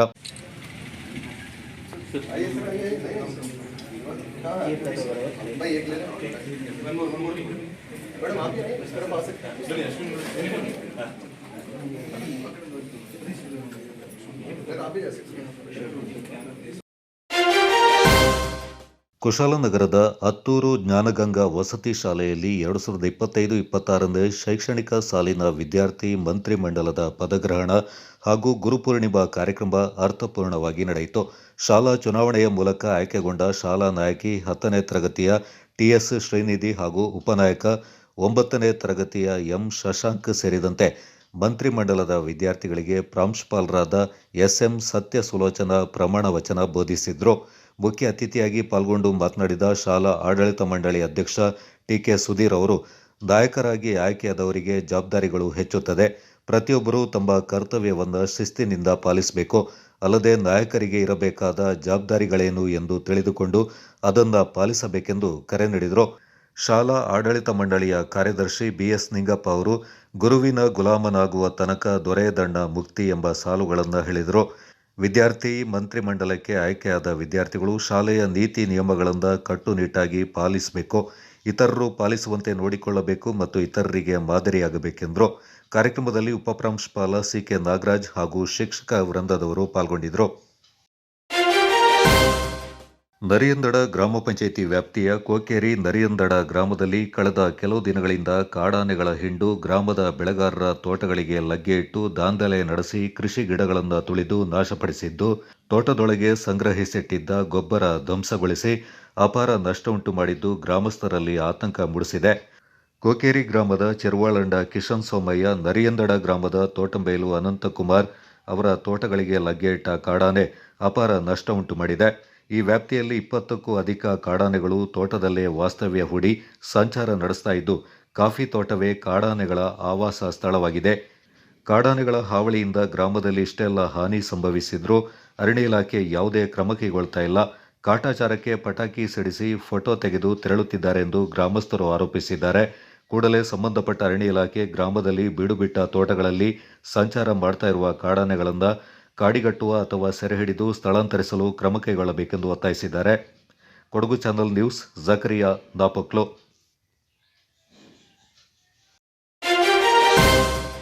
ಮುಖ್ಯಮಂತ್ರಿಗಳ ಬದಲಾವಣೆ ವಿಚಾರದಲ್ಲಿ ಯಾವುದೇ ಚರ್ಚೆ ಆಗಿಲ್ಲ ಅಂತ ಮುಖ್ಯಮಂತ್ರಿಗಳ ಕಾನೂನು ಸಲಹೆಗಾರ ಹಾಗೂ ಶಾಸಕರಾದ ಎಸ್ ಪೊನ್ನಣ್ಣ ಹೇಳಿದ್ದಾರೆ. ನಗರದಲ್ಲಿ ಸುದ್ದಿಗಾರರೊಂದಿಗೆ ಮಾತನಾಡಿದ ಅವರು, ಮುಖ್ಯಮಂತ್ರಿ, ಉಪಮುಖ್ಯಮಂತ್ರಿ ದೆಹಲಿಗೆ ಹೋಗಿದ್ದಾರೆ. ಏನಾಗಿದೆ ಗೊತ್ತಿಲ್ಲ. ಶಾಸಕಾಂಗ ಪಕ್ಷದ ನಾಯಕ ಆಯ್ಕೆಯಾಗುತ್ತೆ. ಹೈಕಮಾಂಡ್ ಕೂಡ ತನ್ನ ಪ್ರಭಾವ ಬೀರುತ್ತೆ. ಇದು ನಮ್ಮ ಪಕ್ಷದಲ್ಲಿರುವ ಪ್ರಕ್ರಿಯೆ. ಪಕ್ಷದ ಸಭೆಯಲ್ಲಿ ಈಗಾಗಲೇ ಸಿದ್ದರಾಮಯ್ಯನವರೇ ನಾಯಕ ಅಂತ ತೀರ್ಮಾನವಾಗಿದೆ ಎಂದರು. ಏನೇ ಬದಲಾವಣೆ ಆಗಬೇಕಾದ್ರೂ ಪಕ್ಷದಲ್ಲಿ ಚರ್ಚೆ ಆಗಬೇಕು. ಸರ್ಕಾರ ಬಹಳ ಚೆನ್ನಾಗಿ ನಡೀತಾ ಇದೆ. ನಮ್ಮ ಗ್ಯಾರಂಟಿ ಯೋಜನೆಗಳು ಚೆನ್ನಾಗಿ ಜಾರಿಯಾಗ್ತಾ ಇವೆ. ಸರ್ಕಾರದಲ್ಲಿ ಯಾವುದೇ ಸಮಸ್ಯೆ ಆಗಲ್ಲ. ಆದರೆ ಯಾರೋ 2 ಶಾಸಕರು ಡಿಸಿಎಂಗೆ ಬೆಂಬಲ ಎನ್ನುತ್ತಿದ್ದಾರೆ. ಬೆಂಬಲ ವ್ಯಕ್ತಪಡಿಸುವುದಕ್ಕೆ ಉತ್ಸುಕರಾಗಿ ಮಾತನಾಡ್ತಾ ಇದ್ದಾರೆ. ಆದರೆ ಇದೆಲ್ಲವನ್ನ ಹೈಕಮಾಂಡ್ ಗಮನಿಸಿದೆ. ಈ ರೀತಿ ಹೇಳಿಕೆ ಕೊಡದಂತೆ ಶಾಸಕರಿಗೆ ಹೈಕಮಾಂಡ್ ಸ್ಪಷ್ಟವಾಗಿ ಹೇಳಿದೆ. ಏನೇ ಆದರೂ ಪಕ್ಷದಲ್ಲಿ ತೀರ್ಮಾನವಾಗಬೇಕು. ಈಗ ಮುಖ್ಯಮಂತ್ರಿಗಳು ಇದ್ದಾರೆ. ಸಿಎಂ ಬದಲಾವಣೆ ವಿಷಯ ಉದ್ಭವ ಆಗಲ್ಲ ಎಂದರು. ಅಲ್ಲ, ಡೆಲ್ಲಿಗೆ ಹೋಗಿದ್ದಾರೆ ಅವರು, ನನಗೆ ಗೊತ್ತಿಲ್ಲ ಡೆಲ್ಲಿನಲ್ಲಿ ಏನಾಗಿದೆ ಅಂತ. ಆದರೆ ಕೆಲವು ನಿನ್ನೆ ಮುಖ್ಯಮಂತ್ರಿಗಳು ಭಾಳ ಸ್ಪಷ್ಟವಾಗಿ ಅವರ ನಿಲುವನ್ನು ಹೇಳಿದ್ದಾರೆ. ಮತ್ತು ನಾನು ಮೊದಲು ಕೂಡ ಹೇಳಿದ್ದೀನಿ, ಶಾಸಕಾಂಗ ಪಕ್ಷದಲ್ಲಿ ಶಾಸಕಾಂಗ ಪಕ್ಷದ ನಾಯಕರ ನಾಯಕೆ ಆಗ್ತದೆ. ಹೈಕಮಾಂಡು ಕೂಡ ಅದರಲ್ಲಿ ತಮ್ಮದೇ ಆದಂಥ ಪ್ರಭಾವವನ್ನು ಬೀರುತ್ತದೆ. ಇದು ನಮ್ಮಲ್ಲಿ ಇರುವಂಥ ಒಂದು ಪ್ರಕ್ರಿಯೆ. ಈ ಪಕ್ಷದ ಸಭೆಯಲ್ಲಿ ಈಗಾಗಲೇ ಮಾನ್ಯ ಸಿದ್ದರಾಮಯ್ಯನವ್ರನ್ನ ಶಾಸಕಾಂಗ ಪಕ್ಷದ ನಾಯಕರಾಗಿ ಆಯ್ಕೆ ಆಗಿದೆ. ಏನೇ ಬದಲಾವಣೆ ಆಗಬೇಕಂದ್ರೂ ಅಲ್ಲಿ ಪಕ್ಷದ ಒಳಗಡೆ ಮತ್ತು ಶಾಸಕಾಂಗ ಪಕ್ಷ ಮತ್ತು ಹೈಕಮಾಂಡ್ ತೀರ್ಮಾನವನ್ನು ಮಾಡಬೇಕು. ಇವತ್ತು ಸರ್ಕಾರ ಭಾಳ ಚೆನ್ನಾಗಿ ನಡೀತಾ ಇದೆ. ಸರ್ಕಾರದಲ್ಲಿ ಯಾವುದೇ ಕೆಲವು ಆಡಳಿತದಲ್ಲಿರುವಂಥದ್ದು ಬಿಟ್ಟರೆ ಭಾಳ ಚೆನ್ನಾಗಿ ನಮ್ಮ ಗ್ಯಾರಂಟಿ ಯೋಜನೆಗಳಿರ್ಬೋದು, ಬೇರೆ ಯೋಜನೆಗಳಿರ್ಬೋದು, ಇದನ್ನೆಲ್ಲ ಅನುಷ್ಠಾನಕ್ಕೆ ತಂದು ಕಳೆದ 1 ವರ್ಷದಿಂದ ಭಾಳ ಚೆನ್ನಾಗಿ ಸರ್ಕಾರ ಅಂತೂ ನಡ್ಕೊಂಡು ಬರ್ತಾ ಇದೆ. ಅದರಿಂದ ಯಾವುದೇ ಸಮಸ್ಯೆ ಇಲ್ಲ. ಜನರು ಯಾರು ಬದಲಾವಣೆಯನ್ನು ಕೇಳ್ತಾ ಇಲ್ಲ. 1-2 ಶಾಸಕರು ತಮ್ಮ ಬೆಂಬಲವನ್ನು ವ್ಯಕ್ತಪಡಿಸಲಿಕ್ಕೆ ಭಾಳ ಉತ್ಸುಕರಾಗಿ ಮಾತಾಡ್ತಾ ಇದ್ದಾರೆ. ಅದು ಹೈಕಮಾಂಡ್ನವರು ಸ್ಪಷ್ಟವಾಗಿ ಹೇಳಿದ್ದಾರೆ. ಈ ರೀತಿಯಾದಂಥ ಮಾತುಗಳು ತಾವು ಹೇಳಬಾರ್ದು ಅಂತ ಕೂಡ ಹೇಳಿದ್ದಾರೆ. ಅದರಿಂದ ಪಕ್ಷದ ಒಳಗಡೆ ತೀರ್ಮಾನಗಳಾಗಬೇಕೇ ಹೊರತು, ಮತ್ತು ಈಗ ಮುಖ್ಯಮಂತ್ರಿಗಳಿದ್ದಾರೆ, ಅದರಿಂದ ಆ ಪ್ರಶ್ನೆ ಉದ್ಭವ ಆಗೋದಿಲ್ಲ ಅಂತ ಹೇಳೋದು ತಪ್ಪಲ್ಲ. 2 ವರ್ಷದಿಂದ ಬಿಜೆಪಿ ರಾಷ್ಟ್ರೀಯ ಅಧ್ಯಕ್ಷರ ನೇಮಕ ಆಗಿಲ್ಲ. ರಾಜ್ಯದಲ್ಲಿಯೂ ಅಧ್ಯಕ್ಷರ ಸ್ಥಿತಿ ಏನಾಗುತ್ತೋ ಗೊತ್ತಿಲ್ಲ. ಹೀಗಿದ್ರೂ ಬಿಜೆಪಿಯವರು ನಾಚಿಕೆ ಇಲ್ಲದಂತೆ ಮುಖ್ಯಮಂತ್ರಿಗಳ ಬದಲಾವಣೆ ವಿಚಾರ ಮಾತನಾಡ್ತಾ ಇದ್ದಾರೆ ಎಂದು ಸಣ್ಣ ನೀರಾವರಿ ಮತ್ತು ವಿಜ್ಞಾನ ಮತ್ತು ತಂತ್ರಜ್ಞಾನ ಸಚಿವರಾದ ಎನ್ಎಸ್ ಬೋಸರಾಜು ಹೇಳಿದ್ದಾರೆ. ನಾನೇ 5 ವರ್ಷ ಸಿಎಂ ಆಗಿರುತ್ತೇನೆ ಎಂದು ಸಿದ್ದರಾಮಯ್ಯ ಹೇಳಿಕೆ ವಿಚಾರಕ್ಕೆ ಸಂಬಂಧಪಟ್ಟಂತೆ ಮಡಿಕೇರಿಯಲ್ಲಿ ಪ್ರತಿಕ್ರಿಯಿಸಿದ ಅವರು, ರಾಜ್ಯದಲ್ಲಿ ಹೇಳಿರೋದನ್ನೇ ದೆಹಲಿಯಲ್ಲಿಯೂ ಹೇಳಿದ್ದಾರೆ. ಸಿಎಂ ಡಿಸಿಎಂ ಇಬ್ಬರೂ ಹೋಗಿರುವುದು ಕೇಂದ್ರ ಸಚಿವರನ್ನ ಭೇಟಿಯಾಗೋದಕ್ಕೆ. ಅಲ್ಲಿ ಮಾಧ್ಯಮದವರು ಕೇಳಿರೋದ್ರಿಂದ ಮುಂದೆಯೂ ನಾನೇ ಸಿಎಂ ಎಂದಿದ್ದಾರೆ. ಕುರ್ಚಿ ಖಾಲಿ ಇಲ್ಲ ಅಂದಿದ್ದಾರೆ. ಸರ್ಕಾರ ನಡೀತಾ ಇದೆ, ಉತ್ತಮ ಆಡಳಿತ ನಡೆಸ್ತಾ ಇದೆ, ಹೈಕಮಾಂಡ್ ಹೇಳಿದಂತೆ ಪಾಲಿಸ್ತೇವೆ ಎಂದು ಇಬ್ಬರೂ ಹೇಳಿದ್ದಾರೆ. ಇದರಲ್ಲಿ ಅನುಮಾನ ಊಹೆ ಮಾಡುವಂಥದ್ದು ಏನೂ ಇಲ್ಲ ಎಂದು ಸ್ಪಷ್ಟಪಡಿಸಿದರು. ಈ ವಿಚಾರಕ್ಕೆ ಸಂಬಂಧಪಟ್ಟಂತೆ ಬಿಜೆಪಿಯವರು ಕೆಲಸವಿಲ್ಲದೆ ಇಲ್ಲಸಲ್ಲದ ಹೇಳಿಕೆ ನೀಡ್ತಾ ಇದ್ದಾರೆ. ರಾಜ್ಯದ ಅಭಿವೃದ್ಧಿ ಕುಂದುಕೊರತೆಗಳ ಬಗ್ಗೆ ಅವರು ಮಾತನಾಡೋದಿಲ್ಲ. ಬೆಳಗ್ಗೆಯಿಂದ ಸಂಜೆವರೆಗೆ ಸಿಎಂ ಡಿಸಿಎಂ ಬಗ್ಗೆ ಮಾತನಾಡ್ತಾರೆ. ಅವರಿಗೆ ಸ್ವಲ್ಪವೂ ನಾಚಿಕೆ ಇಲ್ಲ. ಹಿಂದಿನಿಂದಲೂ ಇದೇ ವಿಚಾರದಲ್ಲಿ ಹೇಳಿಕೆ ನೀಡ್ತಾ ಇದ್ದಾರೆ. ಜವಾಬ್ದಾರಿ ಸ್ಥಾನದಲ್ಲಿ ಇದ್ದು ಹೀಗೆ ಮಾತನಾಡುವುದು ಸರಿಯಲ್ಲ. ಅವರ ಪಕ್ಷದ ಪರಿಸ್ಥಿತಿ ಅವರಿಗೆ ಗೊತ್ತಿದೆ ಎಂದು ಪ್ರಶ್ನೆ ಮಾಡಿದರು. 2 ವರ್ಷದಿಂದ ಅವರ ರಾಷ್ಟ್ರೀಯ ಅಧ್ಯಕ್ಷರ ನೇಮಕ ಮಾಡಿಕೊಳ್ಳಲಾಗಿಲ್ಲ. ರಾಜ್ಯದಲ್ಲಿ ಅಧ್ಯಕ್ಷರ ಸ್ಥಿತಿ ಏನಾಗುತ್ತೋ ಗೊತ್ತಿಲ್ಲ. ವಿಜೇಂದ್ರ ಆಗಲೇ ದೆಹಲಿಗೆ ಓಡಿ ಹೋಗಿದ್ದಾರೆ. ಅವರಿಗೆ ಗೊತ್ತಿಲ್ಲದಂತೆ ಕೆಲವರು ಕದ್ದು ದೆಹಲಿಗೆ ಹೋಗಿದ್ದಾರೆ. ಅವರ ಪಕ್ಷದ ಪರಿಸ್ಥಿತಿಯೇ ಸರಿಯಿಲ್ಲ. ಈ ದೇಶದಲ್ಲಿ ನಾಚಿಕೆ, ಮಾನ, ಮರ್ಯಾದೆ ಇಲ್ಲದವರು ಇದ್ದರೆ ಅದು ಬಿಜೆಪಿಯವರು ಎಂದು ಹರಿಹಾಯ್ದರು. ನಡೆ ನೀವು ಈಗ ಕೇಳಿದರೆ ಹೇಳಬೇಕಾಗ್ತದೆ. ಇಬ್ಬರು ಹೋಗಿರ್ತಕ್ಕಂಥದ್ದು ಸರ್ಕಾರ ರಾಜ್ಯದ ಅಭಿವೃದ್ಧಿ ಕೆಲಸಗಳ ದೃಷ್ಟಿಯಿಂದ ಹೋಗಿದ್ದರು. ಹೋದ ಸಲ ರಕ್ಷಣಾ ಮಂತ್ರಿ ರಾಜನಾಥ್ ಸಿಂಗ್ ಅವ್ರ ಹತ್ರ ಮಾತಾಡಬೇಕಂತ ಪ್ರಯತ್ನ ಮಾಡಿದ್ರು. ಅವಾಗ ಆಗಲಿಲ್ಲ. ಅವ್ರ ಊರಲ್ಲಿ ಇರಲಿಲ್ಲ, ಹೆಡ್ ಕ್ವಾರ್ಟರ್ಸ್ನಲ್ಲಿಲ್ಲ, ಡೆಲ್ಲಿನಲ್ಲಿ. ಸೊ ಹೀಗಾಗಿ ಟೈಮ್ ಸಿಕ್ತು ಮನೆ ಕೊಟ್ಟಿದೆ ಅಂತೇಳಿ ಹೋಗಿದ್ದ ವಿಷಯ ಇದೆ. ಅದಕ್ಕೆ ನಮ್ಮ ಉಪಮುಖ್ಯಮಂತ್ರಿಗಳು ನೀರಾವರಿ ಸಚಿವರಾಗಿ ಕಂಟಿನ್ಯೂಸ್ ಆಗಿ ತಿಂಗಳಲ್ಲಿ 3 ಬಾರಿಗೆ ಡೆಲ್ಲಿಗೆ ಹೋಗಿ ಬಂದರು. ಒಂದು ಬಾರಿಗೆ ನಾನು ಅವ್ರ ಜೊತೆಯಲ್ಲಿ ಹೋಗಿದ್ದೆ ಮೈನ್ ಇರಿಗೇಷನ್ ಕೆಲಸಗಳು. ಇಲ್ಲಿ ಏನು ಹೇಳಿದ್ರು ಅದನ್ನೇ ಅಲ್ಲಿ ಹೇಳಿದ್ರು. ನಾನು 5 ವರ್ಷ ಇರ್ತೀರಾ ಅಂತ ಕೇಳ್ತಾರೆ. ಹೌದು 5 ವರ್ಷ ಇರ್ತೀನಿ ಅಂತ ಹೇಳ್ತಾರೆ. ಕುಚ್ಚಿ ಕಾಳಿ ಇಲ್ಲ ಅಂತ ಹೇಳಬೇಕಂತ ಹೇಳಿದರು. ಇತ್ತಿದ್ದ ವಿಷಯ ಅವ್ರು ಹೇಳಿದರು. ಅದಕ್ಕೂ ಉಪಮುಖ್ಯಮಂತ್ರಿಗಳು ಸಹಿತ ಡಿ ಕೆ ಶಿವಕುಮಾರ್ ಅವರು ಸಹಿತ ಅವರು ಅದು ಹೇಳಿದ್ರು, ಕುಚ್ಚಿ ಕಾಳಿ ಇಲ್ಲ ಅಂತೇಳಿ. ಇಬ್ಬರು ಕೂಡೇ ಇದ್ದಾರೆ. ನಾನೇ ಇದ್ದೀನಿ ನಡೆದು ದಿನ ಟಿ ವಿನಲ್ಲಿ ಬರ್ತಾಯಿದ್ದಲ್ಲ, ಮೈಸೂರು ಏರ್ಪೋರ್ಟ್ನಲ್ಲಿ ಸೆಂಟ್ರಲ್ನಲ್ಲಿ ನಾನೇ ನಿಂತಿದ್ದೆ, ನಾನೇ ಅಂದು ಕೈ ಎತ್ತಿರಂತೇಳಿ. ಸರ್ಕಾರ ನಡೀತಾ ಇದೆ, ಉತ್ತಮ ಆಡಳಿತ ಕೊಡ್ತಾ ಇದ್ದಾರೆ. ಸಹಜವಾಗಿ ಕೇಳುವಂಥ ಸಂದರ್ಭದಲ್ಲಿ ತಾವು ಕೇಳ್ತಿರ್ತೀರಿ, ವಿರೋಧ ಪಕ್ಷದವರು ಮಾತಾಡ್ತಿರ್ತಾರೆ. ಆ ಸಂದರ್ಭಗಳಲ್ಲಿ ಏನು ಉತ್ತರ ಕೊಡಬೇಕು ಆ ರೀತಿಯಾಗಿ ಇಬ್ಬರು ಸಮಂಜಸವಾದಂಥ ಉತ್ತರಗಳು ಕೊಟ್ಟಿದ್ದರು. ಒಟ್ಟಾರೆ ಉತ್ತರದಲ್ಲಿ ಏನಿದೆ, ನಾನಿದ್ದೀನಿ 5 ವರ್ಷ ನಾನು ಇರ್ತೀನಿ, ಮತ್ತು ಶಿವಕುಮಾರ್ ಅವರು ನಾನು ಇಬ್ಬರೂ ಕೂಡ ಹೈಕಮಾಂಡ್ನ ಏನು ಹೇಳಿದರೆ ಅದನ್ನು ಪಾಲಿಸ್ತೀವಿ ಅಂತ ಮಾತನ್ನು ಘಂಟಾಘೋಷವಾಗಿ ಹೇಳಿದರು. ಬಿ ಜೆ ಪಿಯವ್ರಿಗೆ ಅಂದರೆ ಕೆಲಸ ಇಲ್ಲ, ರಾಜ್ಯದ ಅಭಿವೃದ್ಧಿ ಬೇಕಿಲ್ಲ, ರಾಜ್ಯದ ಕುಂದುಕೊರತೆಗಳ ಬಗ್ಗೆ ಅವ್ರಿಗೆ ವಿಚಾರಗಳಿಲ್ಲ. ರಾಜಕೀಯನೇ ಮತ್ತು ಮುಂಜಾನೆ ಬೆಳಗ್ಗೆ ಸಾಯಂಕಾಲ ತನಕ ಕಾಂಗ್ರೆಸ್ ಪಕ್ಷದ ಬಗ್ಗೆ, ಮುಖ್ಯಮಂತ್ರಿಗಳ ಬಗ್ಗೆ, ಉಪಮುಖ್ಯಮಂತ್ರಿಗಳ ಬಗ್ಗೆ ಮಾತನಾಡ್ತಕ್ಕಂಥದ್ದು. ಅವ್ರಿಗೇನಾದರೂ ಸ್ವಲ್ಪ ನಾಚಿಕೆ ಇದ್ದರೆ ವಿಜಯೇಂದ್ರ ಅವರು, ಅಶೋಕ್ ಅವರು ಆ ರೀತಿ ಮಾತಾಡ್ಬೋದು. ಜವಾಬ್ದಾರಿ ಸ್ಥಾನದಲ್ಲಿ ಇದ್ದಾರೆ. ಅವರು ರಾಜ್ಯದ ಅಧ್ಯಕ್ಷರಾಗಿದ್ದವರು, ವಿರೋಧ ಪಕ್ಷ ಆಗಿದ್ದರು. ಎಷ್ಟು ಸಲ ಹೇಳಿದರು, ಮೈಸೂರಿಗೆ ಹೋಗುವಂಥ ಸಂದರ್ಭದಲ್ಲಿ ಮೈಸೂರು ನಾವು ಮುಟ್ಟೋದ್ರಲ್ಲಿ ರಾಜೀನಾಮೆ ಮಾಡ್ತಾರಂದರು. ಮೈಸೂರಿನಿಂದ ಪಬ್ಲಿಕ್ ಮೀಟಿಂಗ್ ಆದಮೇಲೆ ರಾಜೀನಾಮೆ ಮಾಡ್ತಾರಂದರು. ಬೆಳಗಾಂನಲ್ಲಿ ಸೆಷನ್ ಸ್ಟಾರ್ಟ್ ಮಾಡೋದ್ರಲ್ಲಿ ರಾಜೀನಾಮೆ ಮಾಡ್ತಾರಂದರು. ಸೆಷನ್ ಮುಗಿಯೋದ್ರಲ್ಲಿ ಮಾಡ್ತಾರಂತಂದರು. ಈ ರೀತಿ ಹೇಳ್ಕೊತ ಹೋದರೆ ಒಬ್ಬ ಜವಾಬ್ದಾರಿಯುತ ನ್ಯಾಷನಲ್ ಪಾರ್ಟಿ ನಾಯಕರುಗಳು ಅವ್ರಿಗೇನು ನಾಚಿಕೆ ಇದೆ ಇಲ್ಲ ಅಂತೀನಿ. ಅವ್ರ ಪಾರ್ಟಿಯಲ್ಲಿ ಪರಿಸ್ಥಿತಿ ಏನಾದರೂ ಗೊತ್ತಿಲ್ಲ. ಏನೇನು ಮಾತಾಡಿದ್ರು. ಮೊನ್ನೆ ಸಿದ್ದೇಶ್ವರ ಬರ್ತ್ಡೇ ದಿವಸ ಎಷ್ಟು ಮಂದಿ ಸೇರಿದ್ರಲ್ಲ, ಏನು ಮಾತಾಡ್ತಿದ್ರು ಅವ್ರು ರಾಷ್ಟ್ರ ಮಟ್ಟದಲ್ಲಿ ಮೋದಿ ಅಂತವ್ರ ನಾಯಕ ಅಂದರೆ 2 ವರ್ಷದಿಂದ ರಾಷ್ಟ್ರ ಮಟ್ಟದಲ್ಲಿ ಅವ್ರನ್ನ ಅಧ್ಯಕ್ಷ ಮಾಡ್ಕೊಳ್ಳಿಕ್ಕಾಗಿಲ್ಲ ಬಿ ಜೆ ಪಿಯವ್ರಿಗೆ. ಕಾಯಕ ಮಹತ್ವ, ತ್ರಿವಿಧ ದಾಸೋಹ ಪರಿಕಲ್ಪನೆ, ಸಾಮಾಜಿಕ ಸಮಾನತೆ, ಸ್ತ್ರೀ ಸಮಾನತೆ, ದಯೆ ಮತ್ತು ಧರ್ಮದ ಪರಿಕಲ್ಪನೆ, ಅನುಭವ, ಸಮಾಜದ ನಿರ್ಮಾಣ ಮುಂತಾದ ವಿಶ್ವ ಮೌಲಿಕ ಆಶಯಗಳನ್ನು ಶರಣರ ವಚನಗಳಲ್ಲಿ ಕಾಣಬಹುದಾಗಿದೆ ಎಂದು ಕೊಡಗು ವಿವಿಯ ಕುಲಪತಿಗಳಾದ ಪ್ರೊಫೆಸರ್ ಅಶೋಕ ಸಂಗಪ್ಪ ಆಲೂರ ಅಭಿಪ್ರಾಯಪಟ್ಟಿದ್ದಾರೆ. ತೊರೆನೂರು ವಿರಕ್ತ ಮಠದಲ್ಲಿ ಮಾಸಿಕ ಪುಣ್ಣಿಮೆ ಪೂಜಾ ಕಾರ್ಯಕ್ರಮ, ಶಿವಾನುಭವ ಗೋಷ್ಠಿ ಮತ್ತು ಫಗು ಹಳಕಟ್ಟಿಯವರ ಜಯಂತಿ ಕಾರ್ಯಕ್ರಮದಲ್ಲಿ ಪಾಲ್ಗೊಂಡು ಮಾತನಾಡಿದವರು, ಬಸವಾದಿ ಶರಣರು ನಡೆನುಡಿ ಒಂದಾಗಿಸಿಕೊಂಡು ಬದುಕಿದವರು. ಕ್ರಿಸ್ತಶಕ 12ನೇ ಶತಮಾನದಲ್ಲಿಯೇ ಸಾಮಾಜಿಕ ವ್ಯವಸ್ಥೆಯ ವರ್ಗ, ಜಾತಿ, ಲಿಂಗ ತಾರತಮ್ಯವನ್ನು ನೇರವಾಗಿ ವಿರೋಧಿಸಿ ಸಮಾಜದ ಮಾನವೀಯ ಮೌಲ್ಯಗಳನ್ನು ಇಡೀ ಜಗತ್ತಿಗೆ ಸಾರಿದರು. ವಚನ ಪಿತಾಮಹ, ವಚನ ಕಮ್ಮಟ ರಾವ್ ಬಹದ್ದೂರ್ ರಾವ್ ಸಾಹೇಬ್ ಎಂದೇ ಪ್ರಸಿದ್ಧರಾಗಿದ್ದ ಫಗು ಹಳಕಟ್ಟಿಯವರು ತಮ್ಮ ವಕೀಲ ವೃತ್ತಿಯನ್ನು ತ್ಯಜಿಸಿ ಇಡೀ ತಮ್ಮ ಬದುಕನ್ನು ಶರಣರ ವಚನಗಳನ್ನು ಸಂಗ್ರಹಿಸಿ ಪ್ರಕಟಿಸುವುದಕ್ಕಾಗಿ ಮುಡಿಪಾಗಿಟ್ಟವರು.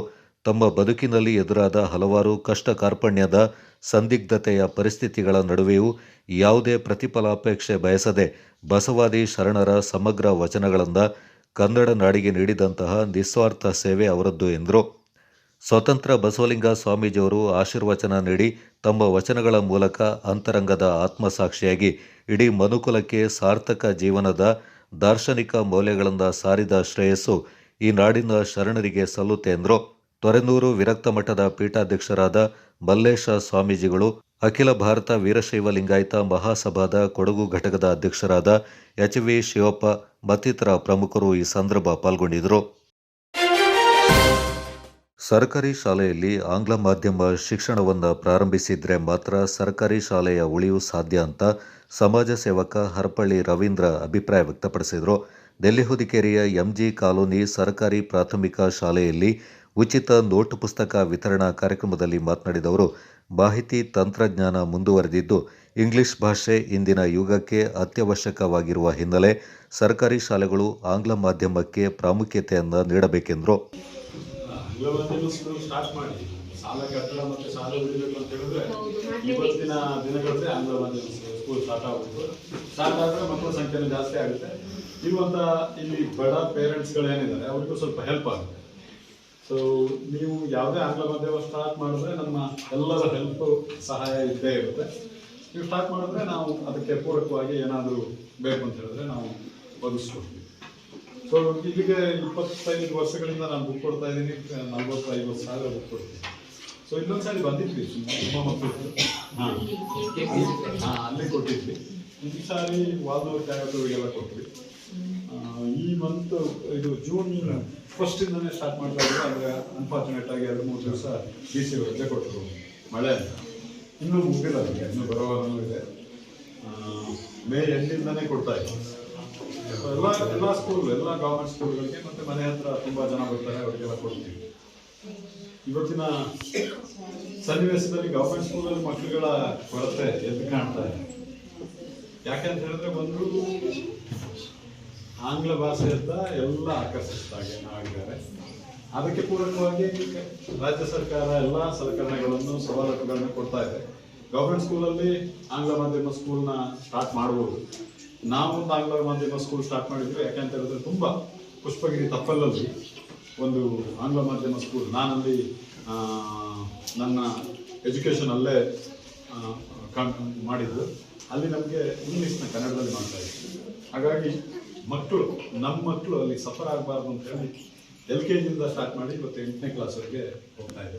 ಬರೇ ಈಗ ಫೀಸ್ ತಗೊಳಕ್ಕೆ ಸ್ಟಾರ್ಟ್ ಮಾಡಿದ್ವಿ. 10,000 ರೂಪಾಯಿ. ಬೇರೆ ಕಡೆ ಎಲ್ಲ 40-50 ಸಾವಿರ ರೂಪಾಯಿ ತಗೊಳ್ತಾರೆ. ನಾವು 10,000 ರೂಪಾಯಿ ತಗೊಳ್ತಾ ಇದ್ವಿ. ಇತ್ತೀಚೆಗೆ ಒಂದು ಬಿಲ್ಡಿಂಗ್ ಎಲ್ಲ ಕಟ್ಟಿ ಮತ್ತು ವಾಹನ ವೆಹಿಕಲ್ಗಳೆಲ್ಲ ಮಾಡಿದ್ವಿ. ಹಾಗಾಗಿ ಇಂಗ್ಲೀಷ್ ಮಾಧ್ಯಮಕ್ಕೆ ಅಂದರೆ ರಾಜ್ಯದ ರಾಜಧಾನಿಯಲ್ಲಿ ಪ್ರಸಾದ್ ಕುಟ್ಟಪ್ಪ ಮಾತನಾಡಿ, ಸ್ವಂತಕ್ಕಾಗಿ ಸಂಪಾದನೆ ಮಾಡಲು ಮುಂದಾಗ್ತಾ ಇರುವ ಈ ಯುಗದಲ್ಲಿ ಸಮಾಜಕ್ಕಾಗಿ ತಮ್ಮ ಸಂಪಾದನೆಯ ಒಂದು ಭಾಗವನ್ನ ಮೀಸಲಿಡುತ್ತಿರುವ ಹರಪಳ್ಳಿ ರವೀಂದ್ರ ಅವರ ಕಾರ್ಯವೈಖರಿಗೆ ಪ್ರಶಂಸೆ ವ್ಯಕ್ತಪಡಿಸಿದರು. ಸಮಾಜ ಸೇವೆ ಯಾವುದೇ ಪ್ರಚಾರ ಇಲ್ಲ. ನಮ್ಮ ಸರ್ಕಾರಿ ಶಾಲೆ ಓದುವಂತ ಮಕ್ಕಳಿಗೆ ಎಲ್ಲ ರೀತಿಯ ಸೌಲಭ್ಯ ಸಿಗಬೇಕು ಅಂತ ಇವತ್ತು ಶುಂಠಿಕೊಪ್ಪದಲ್ಲಿ ಅನೇಕ ಕಾರ್ಯಕ್ರಮಗಳನ್ನು ಮಾಡ್ಕೊಂಡು ಬರ್ತಾ ಇದ್ದಾರೆ. ಇವತ್ತು ನಮ್ಮಲ್ಲಿ ಸರ್ಕಾರಿ ಶಾಲೆ ಮುಚ್ಚುವ ಹಂತದಲ್ಲಿ 35 ವಿದ್ಯಾರ್ಥಿಗಳಿದ್ರು ಶುಂಠಿಕೊಪ್ಪದಲ್ಲಿ. ಇವತ್ತು ಸುಮಾರು 300 ವಿದ್ಯಾರ್ಥಿಗಳಿದ್ದಾರೆ. ಅದಕ್ಕೆ ಕಾರಣಕರ್ತರಾಗಿರುವಂತಹ ಹರಪಳ್ಳಿ ರವೀಣ. ಯಾಕೆ ಅಂದ್ರೆ ಶುಂಠಿಕೊಪ್ಪದಲ್ಲಿ 25 ವಿದ್ಯಾರ್ಥಿಗಳಿದ್ದಾಗ ನಾವೊಂದು ಆಂಗ್ಲ ಮಾಧ್ಯಮ ಮಾಡಬೇಕು ಅಂತಂದಾಗ ನಮ್ಮನ್ನ ಶಾಂತಳ್ಳಿ ಶಾಲೆಗೆ ಅವರು ಒಂದು ಉದ್ಘಾಟನೆಗೆ ಕರೆದುಕೊಂಡಾಗ ನಾನು ನಿಜವಾಗ್ಲೂ ಕೂಡ ಆ ಶಾಲೆಯನ್ನು ನೋಡಿ ನಮ್ಮೊಂದು ಭರವಸೆ ಬಂತು, ನಮ್ಮ ಶಾಲೆಯನ್ನು ಕೂಡ ಉಳಿಸಿಕೊಳ್ಬೇಕು ಅಂತ. ರವೀಣ ಖುದ್ದಾಗಿ ಬಂದು ಆ ಶಾಲೆಗೆ ಭೇಟಿ ಕೊಟ್ಟ ಆ ಗಳಿಗೆ ತುಂಬಾ ಅದ್ಭುತವಾಗಿತ್ತು. ಇವತ್ತು 300 ವಿದ್ಯಾರ್ಥಿಗಳಲ್ಲಿ ಓದುತ್ತಿರುವಂಥದ್ದು, ಅಲ್ಲಿಗಿರುವಂಥ ಪುಸ್ತಕದ ವ್ಯವಸ್ಥೆ ಎಲ್ಲವೂ ಕೂಡ. ಹಾಗಾಗಿ ರವೀಣ ಯಾವುದೇ ಕಾರ್ಯಕ್ರಮ ಎಲ್ಲೇ ಇಟ್ಟರು ಕೂಡ ನಮ್ಗೆ ಎಷ್ಟೇ ಬಿಸಿ ಇದ್ರು ಕೂಡ ನಾವು ಅವ್ರ ಜೊತೆಗೆ ಬರ್ತೀವಿ. ಯಾಕಂದ್ರೆ ಇವತ್ತು ನಮಗೆ ಸಮಾಜದಲ್ಲಿ ಒಬ್ಬ ಹೀರೋ ಆಗಿ ಗುರುತಿಸ್ಕೊಳ್ಬೇಕು, ನೋಡಬೇಕು ಅಂತಂದ್ರೆ ಸಿನಿಮಾದಲ್ಲಿ ನೋಡೋದಲ್ಲ, ಈ ರೀತಿಯ ವ್ಯಕ್ತಿಗಳನ್ನ ನಾವು ಹೀರೋ ಆಗಿ ನಮ್ಮ ಜೀವನದಲ್ಲಿ ಅಳವಡಿಸಿಕೊಳ್ಳಬೇಕು. ಇದೇ ರೀತಿ ದೂರದ ಯುಎಸ್ನಲ್ಲಿ ಅವರ ಮಗ ಕೂಡ ಓದ್ತಿರುವಂಥದ್ದು. ಅದು ಎಲ್ಲವನ್ನ ಬಿಟ್ಟು ಇವತ್ತು ಈ ಒಂದು ಸಮಾಜ ಸೇವೆಯನ್ನು ತೊಡಗಿಸಿಕೊಳ್ಳುವಂಥದ್ದು. ನಿಮ್ಮ ಸೇವೆ ಇದೇ ರೀತಿ ಮುಂದುವರೆದುಕೊಂಡು ನಿಮ್ಮ ಕುಟುಂಬಕ್ಕೂ ನಿಮಗೂ ಎಲ್ಲ ರೀತಿಯ ಸಕಲ ಆರೋಗ್ಯ ಐಶ್ವರ್ಯವನ್ನು ಕರುಣಿಸಲಿ. ಈ ಒಂದು ಕಾರ್ಯಕ್ರಮಕ್ಕೆ ನೆಲ್ಲಿಕೆರೆಯ ನಮ್ಮ ಸ್ನೇಹಿತರು ಕೂಡ ಈ ಒಂದು ಶಾಲೆಯನ್ನ ಇನ್ನಷ್ಟು ಎತ್ತರಕ್ಕೆ ಕೊಂಡೊಯ್ಯಬೇಕು. ಆ ಕೊಂಡೊಯ್ಯಬೇಕು ಅಂತಂದ್ರೆ ರವೀಣನ ನೀವು ಸಂಪರ್ಕದಲ್ಲಿರಿ. ಇದನ್ನ ಸರ್ಕಾರಿ ಶಾಲೆಯನ್ನ ಆಂಗ್ಲ ಮಾಧ್ಯಮ ಕನ್ನಡ ಶಾಲೆನಾಗಿ ಪರಿವರ್ತನೆ ಮಾಡಿ ಇನ್ನೂ ಹೆಚ್ಚಾಗಿ ರವೀಣನ ಜೊತೆಗೆ ನೀವು ಸಂಪರ್ಕ ಮಾಡಿದಾಗ ಈ ಶಾಲೆಯನ್ನ ಖಾಸಗಿ ಶಾಲೆಗೆ ಮೀರಿ ಅದರ ಪ್ರಯತ್ನ ಮಾಡಿ ನಮ್ಮ ಕಡೆ ಅಭಿಮಾನಿಗಳ ಬಳಗದಿಂದ ನಿಮ್ಗೆ ಎಲ್ಲಾ ರೀತಿಯ ಸಹಕಾರ ಇರುತ್ತೆ. ರವೀಣನ ಈ ಸೇವೆ ಇದೇ ರೀತಿ ಮುಂದುವರಿಯಲಿ. ನನಗೂ ಈ ಒಂದು ಈ ಸಂದರ್ಭ ಸಮಾಜ ಸೇವಕರಾದ ಅಜ್ವಲ್ ರವೀಂದ್ರ, ಬಸಪ್ಪ, ಖಾಸಿಂ ಅಜ್ಮಲ್, ಶಿಹಾಬುದ್ದೀನ್, ಗ್ರಾಮಸ್ಥರಾದ ಯೂನುಸ್, ಮುಖ್ಯೋಪಾಧ್ಯಾಯರಾದ ಮೀನಾಕ್ಷಿ, ಶಿಕ್ಷಕಿಯರಾದ ಪುಷ್ಪವೇಣಿ, ಧನಲಕ್ಷ್ಮಿ, SDMC ಉಪಾಧ್ಯಕ್ಷೆ ಕಲಾ ಮತ್ತಿತರ ಪ್ರಮುಖರು ಪಾಲ್ಗೊಂಡಿದ್ದರು. ಮಡಿಕೇರಿ ಭಾಗಮಂಡಲ ಕರಿಕೆ ಕೇರಳ ಅಂತಾರಾಜ್ಯ ರಸ್ತೆ ಗಡಿ ಗ್ರಾಮ ಕರಿಕೆಯಿಂದ ಭಾಗಮಂಡಲಕ್ಕೆ ರಸ್ತೆ ಟಾರಿಂಗ್ ಕಾಮಗಾರಿ ಕಳಪೆಯಾಗಿದೆ. ವಾಹನಗಳಿಗೆ ಸಂಚರಿಸಲು ತುಂಬ ತೊಂದರೆ ಆಗ್ತಾ ಇದೆ. ಭಾಗಮಂಡಲ ಹುಬ್ಬಳ್ಳಿ ಕೇಂದ್ರಕ್ಕೆ ಹೋಗಲು ತುಂಬ ತೊಂದರೆ ಆಗ್ತಾ ಇದೆ. ಮಡಿಕೇರಿಯಿಂದ ಕರಿಕೆ ಗ್ರಾಮಕ್ಕೆ ಬರುವ ಅಧಿಕಾರಿಗಳು ದಕ್ಷಿಣ ಕನ್ನಡ ಜಿಲ್ಲೆಯ ಸುಳ್ಯಕ್ಕೆ ಹೋಗಿ ಕೇರಳಕ್ಕಾಗಿ ಸುತ್ತಿ ಕರಿಕೆಗೆ ಬರಬೇಕಾಗುತ್ತೆ. ಸ್ಥಳೀಯ ಜನಪ್ರತಿನಿಧಿಗಳು, ಅಧಿಕಾರಿಗಳು ಯಾರೂ ಸ್ಪಂದಿಸೋದಿಲ್ಲ. ಆದಷ್ಟು ಬೇಗ ಜಿಲ್ಲಾಧಿಕಾರಿಗಳು ಸ್ಥಳಕ್ಕೆ ಭೇಟಿ ನೀಡಿ ಪರಿಶೀಲನೆ ನಡೆಸಿ ಸೂಕ್ತ ಕ್ರಮ ಕೈಗೊಳ್ಳಬೇಕೆಂದು ಸ್ಥಳೀಯರು ಒತ್ತಾಯಿಸಿದ್ದಾರೆ.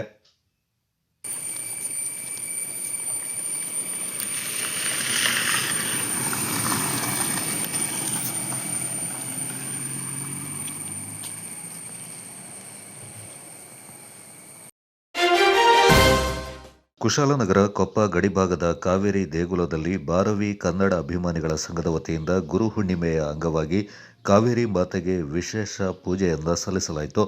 ಕಾವೇರಿ ಪ್ರತಿಮೆಗೆ ಹಾಲು, ತುಪ್ಪ, ಅರಿಶಿಣ, ಕುಂಕುಮ ಮತ್ತು ಎಳನೀರು ಅಭಿಷೇಕ ಮಾಡಲಾಯಿತು. ಪ್ರಧಾನ ಅರ್ಚಕ ಪುರುಷೋತ್ತಮ್ ಭಟ್ ನೇತೃತ್ವದಲ್ಲಿ ವಿಶೇಷ ಪೂಜೆ ಸಲ್ಲಿಸಿ ಆರತಿ ಬೆಳಗಲಾಯಿತು. ಉದ್ಯಮಿ ರಾಜು ಹಾಗೂ ಸುಜಾತ ಕುಟುಂಬಸ್ಥರು ಪೂಜಾ ಸೇವಾರ್ಥ ನೆರವೇರಿಸಿದರು. ರಾಜಣ್ಣ, ಸರಸ್ವತಿ ಕುಟುಂಬಸ್ಥರು ಕಾವೇರಿ ಮಾತೆಗೆ ವಸ್ತ್ರವನ್ನು ವಿತರಿಸಿದರು.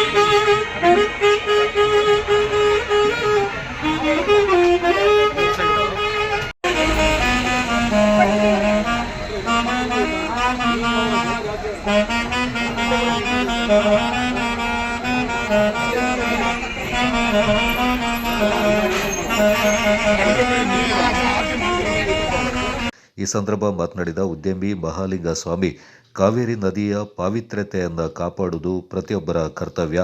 ಪ್ರಕೃತಿಯನ್ನು ಆರಾಧಿಸುವುದರ ಜೊತೆಗೆ ಬೆಳೆಸಿ ಉಳಿಸಿದಲ್ಲಿ ಮಾತ್ರ ಪರಿಸರದ ಸಮತೋಲನ ಕಾಪಾಡಲು ಸಾಧ್ಯ. ಈ ನಿಟ್ಟಿನಲ್ಲಿ ಜೀವನದಿ ಕಾವೇರಿ ಮತ್ತು ಪರಿಸರದ ಉಳಿವಿಗೆ ಪ್ರತಿಯೊಬ್ಬರು ಕೈಜೋಡಿಸಬೇಕಾಗಿದೆ ಎಂದರು. ನನ್ನ ಹೆಸರು ಮಹಾಲಿಂಗ ಸ್ವಾಮಿ ಅಂತ, ಮಾವ ರಾಜು ಅಂತ. ಇಬ್ಬರು ಮನೆ ವ್ಯಾಪಾರಿಗಳು. ನಮ್ಮದು ಅಂಗಡಿ ಕೊಪ್ಪ ಮತ್ತು ಬೆಟ್ಟದ ಎರಡು ಕಡೆ ಬ್ರ್ಯಾಂಚ್ ಮಾಡಿದ್ವಿ. ಪ್ರತಿ ಬಾರಿ ಅಂತ ಈ ಬಾರಿ ಗುರು ಪೂರ್ಣಿಮೆಯಲ್ಲಿ ನಾವು ಈ ಕಾವೇರಿ ಮಾತೆಗೆ ಪೂಜಾ ಕೈಂಕರ್ಯವನ್ನು ನಡೆಸಿದ್ವಿ. ಇವತ್ತು ಸಾಕಷ್ಟು ವರ್ಷಗಳಿಂದ ಬಾರವಿ ಬ್ರದರ್ಸ್ ಪೂಜಾ ಕಾರ್ಯಕ್ರಮವನ್ನು ಹಮ್ಮಿಕೊಂಡು ಭಾಳ ಸಂತೋಷದ ವಿಷಯ. ಈ ದಿನ ವಿಶೇಷವಾಗಿ ಗುರು ಪೂರ್ಣಿಮೆ ದಿನ ಪಂಚಾಮೃತ ಅಭಿಷೇಕ ಮತ್ತು ನೆರೆದಿರ್ತಕ್ಕಂಥ ಜನಗಳಿಗೆಲ್ಲ ನಾವು ಪ್ರಸಾದ ವಿನಿಯೋಗ ಮಾಡಿದ್ವಿ. ಅದರ ಉದ್ದೇಶ ಏನಪ್ಪ ಅಂತ ಅಂದರೆ ನಮ್ಮ ನಾಡಿನ ಜನರಿಗೆ ಒಳ್ಳೆ ಮಳೆಯಾಗಲಿ ರೈತರ ಜೀವನ ಹಸನಾಗಲಿ, ರೈತರಿಗೆ ನಮ್ಮ ನಾಡಿನ ಜನರಿಗೆ ಅವರು ಚೆನ್ನಾಗಿದೆ, ನಮ್ಮ ದೇಶ ಸುಭಿಕ್ಷವಾಗಿ ನಮ್ಮ ಆಶಯ. ಅದೇ ರೀತಿ ಏನಾಗ್ತಾ ಇದೆ ಅಂದರೆ ಕಾವೇರಿ ನದಿಯನ್ನು ನಾವೆಲ್ಲರೂ ಸೇರಿ ಮಲಿನ ಮಾಡ್ತಾಯಿದ್ದೀವಿ. ಇದನ್ನು ತಡೆಗಟ್ಟಲಿಕ್ಕೆ ಪ್ರತಿಯೊಬ್ಬರ ಕರ್ತವ್ಯನೂ ಸಹ ಬಹಳಷ್ಟು ಇದೆ. ಮುಖ್ಯವಾಗಿ ನಾವು ಪ್ಲಾಸ್ಟಿಕ್ ತ್ಯಾಜ್ಯಗಳನ್ನು ನದಿಗಳಿಗೆ ಬಿಸಾಡಬಾರ್ದು. ಸತ್ತ ಪ್ರಾಣಿಗಳ ದೇಹಗಳನ್ನು ಸೇತುವೆ ಮೇಲಿಂದಾಗಲಿ ಬೇರೆ ಎಲ್ಲೇ ಆದರೂ ಸಹ ನದಿಗಳಿಗೆ ಎಸೆಯೋದು, ಒಂದು ಕಡೆ ಗುಂಡಿ ತೆಗೆದೋದನ್ನು ಕೂಳ್ತಕ್ಕಂಥ ಕೆಲಸ ಕಾರ್ಯಗಳನ್ನು ಮಾಡಬೇಕು. ನಮ್ಮ ಕೈ ಆಗಲಿಲ್ಲ ಅಂದರೆ ಪಂಚಾಯತಿ ಸಹಯೋಗ ತಗೊಂಡು ಆ ಕೆಲಸವನ್ನು ಮಾಡ್ತಾರೆ. ನದಿ ಮಲಿನ ತಪ್ಪುತ್ತೆ. ನದಿ ಮಲಿನ ಆಗಲಿಲ್ಲ ಅಂದರೆ ನಮ್ಮ ಮುಂದಿನ ತಲೆಮಾರಿಗೆ ನಾವೇನು ಇವಾಗ ನೋಡ್ತಾ ಇದ್ದೀವಿ ಮಾತ್ರೆಗಳ ಮೂಲಕ ನೀರು ಕುಡಿಬೇಕು ಅಂತಕ್ಕಂಥ ಉದ್ದೇಶ ಜನತೆಗೆ ಇತ್ತು. ಅದು ನಾವು ಸದ್ಯ 5-6 ವರ್ಷಗಳನ್ನು ಕಾಣಬೇಕಾಗುತ್ತೆ. ಹಿಂದಿನವೆಲ್ಲ ಮಡಿಕೆಯಲ್ಲಿ ನೀರು ಕುಡಿತಾ ಇದ್ದೀವಿ. ಅದಕ್ಕಿಂತ ಹಿಂದೆ 40 ವರ್ಷಗಳ ಹಿಂದೆ ನದಿ ನೀರನ್ನು ನಾವು ನೇರವಾಗಿ ಕುಡಿತಾ ಇದ್ದೀವಿ. ತದನಂತರ ನಲ್ಲಿ ನೀರು ಅಂದರೆ ನಳದಿಂದ ನೀರನ್ನು ಕುಡಿತಕ್ಕಂಥ ವ್ಯವಸ್ಥೆ ಇತ್ತು. ಈಗ 5 ವರ್ಷ 10 ವರ್ಷದಿಂದ ಏನಾಗ್ತಾ ಇದೆ ಅಂತಂದರೆ ಪ್ಲಾಸ್ಟಿಕ್ ಬಾಟಲ್ಗಳಲ್ಲಿ, ಪ್ಲಾಸ್ಟಿಕ್ ಕವರ್ಗಳಲ್ಲಿ ನೀರನ್ನು ಸಂಗ್ರಹಿಸಿಕೊಂಡು ಕುಡಿತಕ್ಕಂಥ ಪರಿಸ್ಥಿತಿ ನಿರ್ಮಾಣ ಆಗಿದೆ. 25 ವರ್ಷ ನಮ್ಮ ಮುಂದಿನ ಮಕ್ಕಳ ಪೀಳಿಗೆಗೆ ಮಾತ್ರೆಗಳ ಮೂಲಕ ನೀರನ್ನು ಕುಡಿತಕ್ಕಂಥ ಪರಿಸ್ಥಿತಿ ಬಂದೇ ಬರುತ್ತಿರ್ತಕ್ಕಂಥ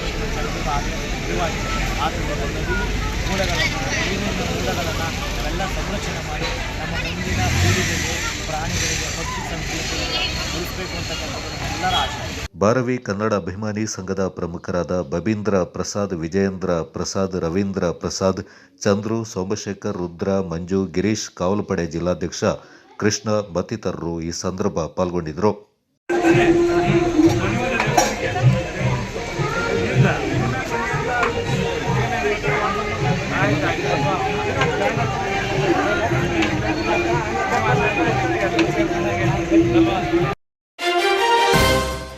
ಜಿಲ್ಲೆಯಲ್ಲಿ ಮುಂದಿನ ದಿನಗಳಲ್ಲಿ ಹೆಚ್ಚಿನ ಮಳೆಯಾಗುವ ಸಾಧ್ಯತೆ ಇದ್ದು ಯಾವುದೇ ರೀತಿಯ ಅನಾಹುತ ಆಗದಂತೆ ಮುನ್ನೆಚ್ಚರಿಕೆ ವಹಿಸಬೇಕೆಂದು ಕೊಡಗು ಜಿಲ್ಲಾ ಉಸ್ತುವಾರಿ ಸಚಿವರಾದ ಎನ್ಎಸ್ ಬೋಸರಾಜ್ ಅವರು ಸೂಚನೆ ನೀಡಿದ್ದಾರೆ. ನಗರದ ಜಿಲ್ಲಾಧಿಕಾರಿಯವರ ಕಚೇರಿ ಸಭಾಂಗಣದಲ್ಲಿ ಜೂನ್ 26ರಂದು ನಡೆದ ಕೆಡಿಪಿ ಸಭೆಯಲ್ಲಿ ಸೂಚಿಸಲಾಗಿದ್ದ ಕ್ರಮಗಳ ಬಗ್ಗೆ ಅಧಿಕಾರಿಗಳಿಂದ ಮಾಹಿತಿಯನ್ನು ಪಡೆದುಕೊಂಡು ಸಚಿವರು ಮಾತನಾಡಿದರು. ಅಂಗನವಾಡಿ ಶಾಲೆ, ವಿದ್ಯಾರ್ಥಿ ನಿಲಯ, ವಸತಿ ಶಾಲೆಗಳು ಸೇರಿದಂತೆ ಕಟ್ಟಡ ಸುಸ್ಥಿತಿ ಸಂಬಂಧಪಟ್ಟಂತೆ ವರದಿ ನೀಡಲು ಸೂಚಿಸಲಾಗಿತ್ತು. ಅದರಂತೆ ಅಧಿಕಾರಿಗಳು ವರದಿ ನೀಡಿದ್ದು ಈ ಸಂಬಂಧ ಅಗತ್ಯ ಕ್ರಮ ಕೈಗೊಳ್ಳುವಂತೆ ನಿರ್ದೇಶನ ನೀಡಲಾಗಿದೆ ಎಂದು ಸಚಿವರು ತಿಳಿಸಿದರು. ಹೆಚ್ಚಿನ ಮಳೆಯಿಂದಾಗಿ ಜಿಲ್ಲೆಯಾದ್ಯಂತ ಹಲವು ರಸ್ತೆಗಳು ಗುಂಡಿ ಬಿದ್ದಿದ್ದು ಸದ್ಯ ವೆಟ್ ಮಿಕ್ಸ್ ಅಳವಡಿಸುವಂತಾಗಬೇಕು. ಶೀಘ್ರ ರಸ್ತೆ ಗುಂಡಿ ಮುಚ್ಚುವ ಕಾರ್ಯ ಆಗಬೇಕೆಂದು ಎಂಜಿನಿಯರ್ಗಳಿಗೆ ಸಚಿವರು ಸೂಚಿಸಿದರು. ಪರಿಸ್ಥಿತಿ ಕಂಟ್ರೋಲ್ನಲ್ಲಿದೆ ಅಂತೇಳಿ, ಯಾಕಂದ್ರೆ ಸಹಜವಾಗಿ ಜುಲೈನಲ್ಲಿ ಬರುವಂಥ ಒಂದು 30 ಡೇಸ್ ನಮಗೆ ಭಾಳ ಆತಂಕ ಇರತಕ್ಕಂಥ ಪರಿಸ್ಥಿತಿ ಇದೆ. ಅದಕ್ಕೆ ನಾವೆಲ್ಲ ಕೇರ್ಫುಲ್ ಆಗಿರಬೇಕಾಗ್ತದೆ. ಜಿಲ್ಲಾಧಿಕಾರಿಗಳು ಹೇಳ್ತಾರೆ ಎಷ್ಟು ಡ್ಯಾಮೇಜ್ ಏನೂ ಆಗಿಲ್ಲ ಅಂತೇಳಿ ಈ 10 ಡೇಸ್ ನಮ್ಮ ಬಿಲ್ಡಿಂಗ್ ಆದಂತ. ಸೊ ಅದಕ್ಕೆ ಪ್ರಿಕಾಷನರಿ ಇರಬೇಕು ಎಂಬ ಉದ್ದೇಶಕ್ಕಾಗಿ ನಿಮಗೆಲ್ಲ ಅಲರ್ಟ್ ಇರಬೇಕಂತ ಹೇಳಿದ್ರು. ಈಗ ಅದೇ PWD ಇದು ರೋಡ್ಸ್ ವಿಷಯ ಮಾತಾಡ್ತಾ ಇದ್ದಾರೆ ಪ್ರಮಾಣ ಅದರ ಜೊತೆಯಲ್ಲಿ ಮಳೆ ಆಗಿದ್ದ ಬಗ್ಗೆ ಸೆಪ್ರೇಟ್ ಮೀಟಿಂಗ್ನ ಅಧಿಕಾರಿಗಳ ಜೊತೆಯಲ್ಲಿ ಮಾತಾಡಿದ್ದೀವಿ. ನಮ್ಮಿಬ್ಬರು ಶಾಸಕರು, ನಮ್ಮ ಗ್ಯಾರಂಟಿ ಸಮಿತಿಯ ಅಧ್ಯಕ್ಷರು ಮತ್ತು ಎಲ್ಲ ಅಧಿಕಾರಿಗಳು ಸೇರಿಸಿ ಆ ಮೀಟಿಂಗ್ನಲ್ಲಿ ಎಲ್ಲ ವಿಷಯಗಳು ಚರ್ಚೆ ಆದ ನಂತರ ಸಹಜವಾಗಿ ಈ ವರ್ಷ ಮಳೆ ಜಾಸ್ತಿ ಆಗ್ತಾಯಿದೆ, ಡ್ಯಾಮೇಜಸ್ ಜಾಸ್ತಿ ಆಗ್ಬೋದು ಅಂಥೇಳಿ ಅಧಿಕಾರಿಗಳಿಗೆಲ್ಲ ನಾವು ಶಾಲಾ ಕೊಠಡಿಗಳ ಬಗ್ಗೆ, ಹಾಸ್ಟೆಲ್ಗಳ ಬಗ್ಗೆ ಮತ್ತು ಇತರ ಪಬ್ಲಿಕ್ ಇರ್ತಕ್ಕಂಥ ಬಿಲ್ಡಿಂಗ್ಗಳಲ್ಲಿ ಪರಿಸ್ಥಿತಿ ಏನಾದರೂ ನಿಭಾಯಿಸಿ ತಕ್ಷಣ ಒಂದು ವಾರದಲ್ಲಿ ಜಿಲ್ಲಾಧಿಕಾರಿಗಳಿಗೆ ಸರ್ಟಿಫೈ ಮಾಡಿ ಕಾಪಿ ಕೊಡಬೇಕಂತ ಹೇಳಿದ್ವಿ. ಅದರ ಪರಿಸ್ಥಿತಿ ನಾಳೆ ಏನಾದರೂ ಆಗಿ ಅನಾಹುತ ಆಗಬಾರ್ದೆಂಬ ಉದ್ದೇಶಕ್ಕಾಗಿ ಪ್ರಿಕಾಷನರಿ ಸ್ಟೆಪ್ಸ್ ತೊಗೋಬೇಕಂತೇಳಿ ಅಧಿಕಾರಿಗಳಿಗೆ ಒಂದು ಆದೇಶ ಕೊಟ್ಟಿವಿ. ಅವರೆಲ್ಲ ಎಲ್ಲ ಕಡೆ ವಿಸಿಟ್ ಮಾಡಿ ಒಂದು ರಿಪೋರ್ಟ್ ತಂದಿದ್ದಾರೆ. ಮುಖ್ಯಮಂತ್ರಿ ಅವರ ಕಾನೂನು ಸಲಹೆಗಾರರಾದ ಎಸ್ ಪೊನ್ನಣ್ಣ ಅವರು ಮಾತನಾಡಿ, ಕಳೆದ ಬಾರಿಯ ಮಳೆಹಾನಿ ಕಾಮಗಾರಿಯಿಂದ ಇಂದು ಕೈಗೊಂಡಿಲ್ಲ ಅಂತ ಅತೃಪ್ತಿ ವ್ಯಕ್ತಪಡಿಸಿದರು. ಸರ್ಕಾರ ಹಣ ನೀಡಿದೆ, ಆದರೂ ಎಂಜಿನಿಯರ್ ಕೆಲಸ ನಿರ್ವಹಿಸಲು ಮುಂದಾಗೋದಿಲ್ಲ. ಈ ರೀತಿಯಾದರೆ ಹೇಗೆ ಅಂತ ಪ್ರಶ್ನೆ ಮಾಡಿದರು. ಈ ಸಂದರ್ಭ ಜಿಲ್ಲಾಧಿಕಾರಿ ವೆಂಕಟರಾಜ್ ಅವರು ಮಾತನಾಡಿ, ಜಿಲ್ಲೆಯಲ್ಲಿ ನಿರಂತರವಾಗಿ ಮಳೆ ಇರುತ್ತೆ, ಆದ್ದರಿಂದ ರಸ್ತೆ ಸರಿಪಡಿಸುವಂತಾಗಬೇಕೆಂದು ಸಲಹೆ ಮಾಡಿದರು. ಈ ಸಂದರ್ಭ ಮಾತನಾಡಿದ ಗ್ಯಾರಂಟಿ ಯೋಜನೆ ಅನುಷ್ಠಾನ ಸಮಿತಿ ಜಿಲ್ಲಾಧ್ಯಕ್ಷ ಧರ್ಮಜ ಉತ್ತಪ್ಪ ಅವರು, ಮಳೆಯಿಂದಾಗಿ ರಸ್ತೆಗಳು ತುಂಬ ಗುಂಡಿ ಬಿದ್ದಿದ್ದು ಇವುಗಳನ್ನು ಸರಿಪಡಿಸುವಂತಾಗಬೇಕೆಂದರು. ಈ ಸಂದರ್ಭ ಮಾತನಾಡಿದ ಜಿಲ್ಲಾ ಪಂಚಾಯತ್ ಸಿಇಒ ಆನಂದ್ ಪ್ರಕಾಶ್ ಮೀನಾ ಅವರು, ಜಿಲ್ಲಾ ಪಂಚಾಯತ್ ರಸ್ತೆ ಮತ್ತು ಕಟ್ಟಡಗಳ ನಿರ್ವಹಣೆ ಸಂಬಂಧ ಅಗತ್ಯ ಕ್ರಮ ಕೈಗೊಳ್ಳಲಾಗಿದೆ. ಜಲಜೀವನ್ ಮಿಷನ್ ಯೋಜನೆ ಕಾಮಗಾರಿಗಳ ಸಂಬಂಧಪಟ್ಟಂತೆ ಅಗತ್ಯ ಕ್ರಮ ವಹಿಸಲಾಗಿದೆ ಎಂದರು. ಕೊಡಗು ವಿವಿಯ ಸಮಾಜ ಕಾರ್ಯ ವಿಭಾಗ ವಿದ್ಯಾರ್ಥಿಗಳು ಹಾಗೂ ಸೋಮವಾರಪೇಟೆ ಪ್ರಾಥಮಿಕ ಆರೋಗ್ಯ ಕೇಂದ್ರದ ಸಹಯೋಗದಲ್ಲಿ ಸೋಮವಾರಪೇಟೆ ಸರ್ಕಾರಿ ಪ್ರಾಥಮಿಕ ಶಾಲೆಯಲ್ಲಿ ಆಯೋಜಿಸಲಾದ ದಂತ ಆರೋಗ್ಯ ಜಾಗೃತಿ ಕಾರ್ಯಕ್ರಮ ಯಶಸ್ವಿಯಾಗಿ ನಡೆಯಿತು. ಮುಖ್ಯೋಪಾಧ್ಯಾಯರಾದ ಯಶೋಧ ಅವರು ಕಾರ್ಯಕ್ರಮ ಉದ್ಘಾಟಿಸಿದರು. ಕಾರ್ಯಕ್ರಮದಲ್ಲಿ ದಂತ ವೈದ್ಯಾಧಿಕಾರಿ ಡಾಕ್ಟರ್ ಅಫ್ರೀನ್ ಮೆಲ್ವಿನ್ ಮಾತನಾಡಿ, ವಿದ್ಯಾರ್ಥಿಗಳಿಗೆ ಹಲ್ಲುಗಳ ಶುದ್ಧತೆಯ ಅಗತ್ಯತೆ, ಆಹಾರ ಪದ್ಧತಿಯ ಪರಿಣಾಮಗಳು ಮತ್ತು ಹಲ್ಲು ಸಂರಕ್ಷಣೆಯ ವಿಧಾನಗಳ ಬಗ್ಗೆ ಮಾಹಿತಿಯನ್ನು ನೀಡಿದರು. ಶಾಲೆಯ ಹಿರಿಯ ಶಿಕ್ಷಕಿಯರಾದ ದೈಹಿಕ ಶಿಕ್ಷಕ ನಾಗೇಶ್ ಹಾಗೂ ಇನ್ನಿತರ ಶಿಕ್ಷಕರು ಪಾಲ್ಗೊಂಡಿದ್ದರು. Kodagu channel news, Zakariya ನಾಪಕ್ಲೋ. ಇಲ್ಲಿ ತನಕ ಎಷ್ಟು ವಯಸ್ಸು ನಿಮಗೆ 7ನೇ ಕ್ಲಾಸ್ ಮಕ್ಕಳಿಗೆ? 13, 32 ಇರಲ್ಲ. ಎಷ್ಟಿರುತ್ತೆ ಇಲ್ಲಿ ತನಕ? ಎಷ್ಟಿರುತ್ತೆ ಗೊತ್ತಾ? ಯಾವ ಕ್ಲಾಸ್ ಅಪ್ಪ ನೀನು? 4th ಸ್ಟ್ಯಾಂಡರ್ಡ್ ಬೇಡ, 2nd ಸ್ಟ್ಯಾಂಡರ್ಡ್. ಇಲ್ಲಿ ತನಕ ಎಷ್ಟಿರುತ್ತೆ ಗೊತ್ತಾ ಹಲ್ಲು? ಸಣ್ಣ ಮಕ್ಕಳಿಗೆ 20 ಹಲ್ಲಿರುತ್ತೆ. ಎಷ್ಟು ಹಲ್ಲಿರುತ್ತೆ? ಮೇಲೆ ಕೆಳಗಡೆ 2, ಮೇಲೆ 10, ಕೆಳಗಡೆ 10. ಎಷ್ಟಾಯ್ತು? ನಿಮ್ಮ ಟೀಚರ್ಸ್ಗಳಿಗೆ ಎಷ್ಟಿರುತ್ತೆ ಗೊತ್ತಾ? ಎಷ್ಟಿರುತ್ತೆ? Very good, very good.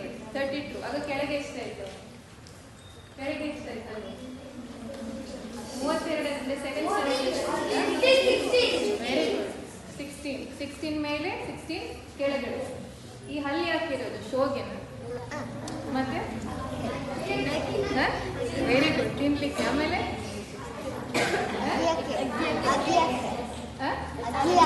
ಅಗ್ಗಕ್ಕೆ ತಿನ್ನಕ್ಕೆ ಸೇಮ್. ಆಮೇಲೆ ನಮ್ಮ ಕೇಸ್ ಉಂಟಲ್ವಾ, ಓಡ್ಲಿಕ್ಕೆ ಚೆನ್ನಾಗಿರ್ಬೇಕಂದ್ರೆ ಹಲ್ಗಳು ಚೆನ್ನಾಗಿರ್ಬೇಕು. ಹಲ್ಲೆಲ್ಲ ಉಳ್ಕಾದ್ರೆ ಹೇಗಿರುತ್ತೆ?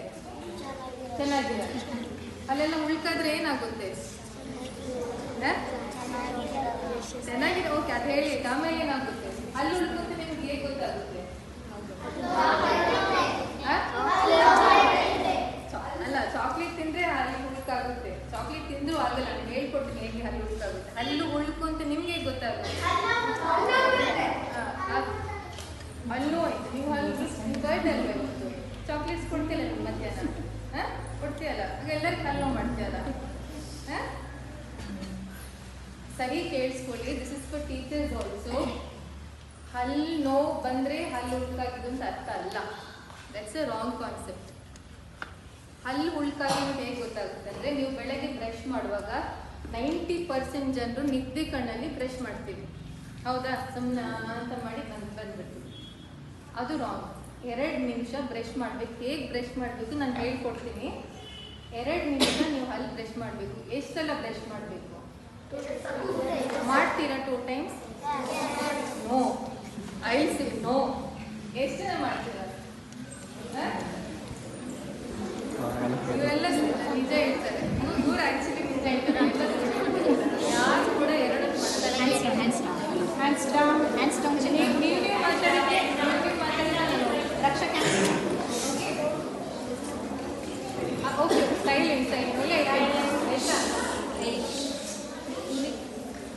ನೀವು ಮಾತಾಡಿದ್ರೆ ನಾನು ಮಾತಾಡೋಣ. Okay, silent. 2 ಹೊತ್ತು ಬ್ರಷ್ ಮಾಡಬೇಕು. ಹಲ್ಲು ಉಳ್ಕಾ ಇದೆ ಅಂತ ಹೇಗೆ ಗೊತ್ತಾಗುತ್ತೆ ಅಂದರೆ, ನೀವು ಬ್ರಷ್ ಮಾಡುವಾಗ ಕನ್ನಡಿ ನೋಡ್ಕೊಂಡು ಬ್ರಷ್ ಮಾಡಿ. ಸ್ವಲ್ಪ ಮಾತಾಡೋಂಗಿಲ್ಲ.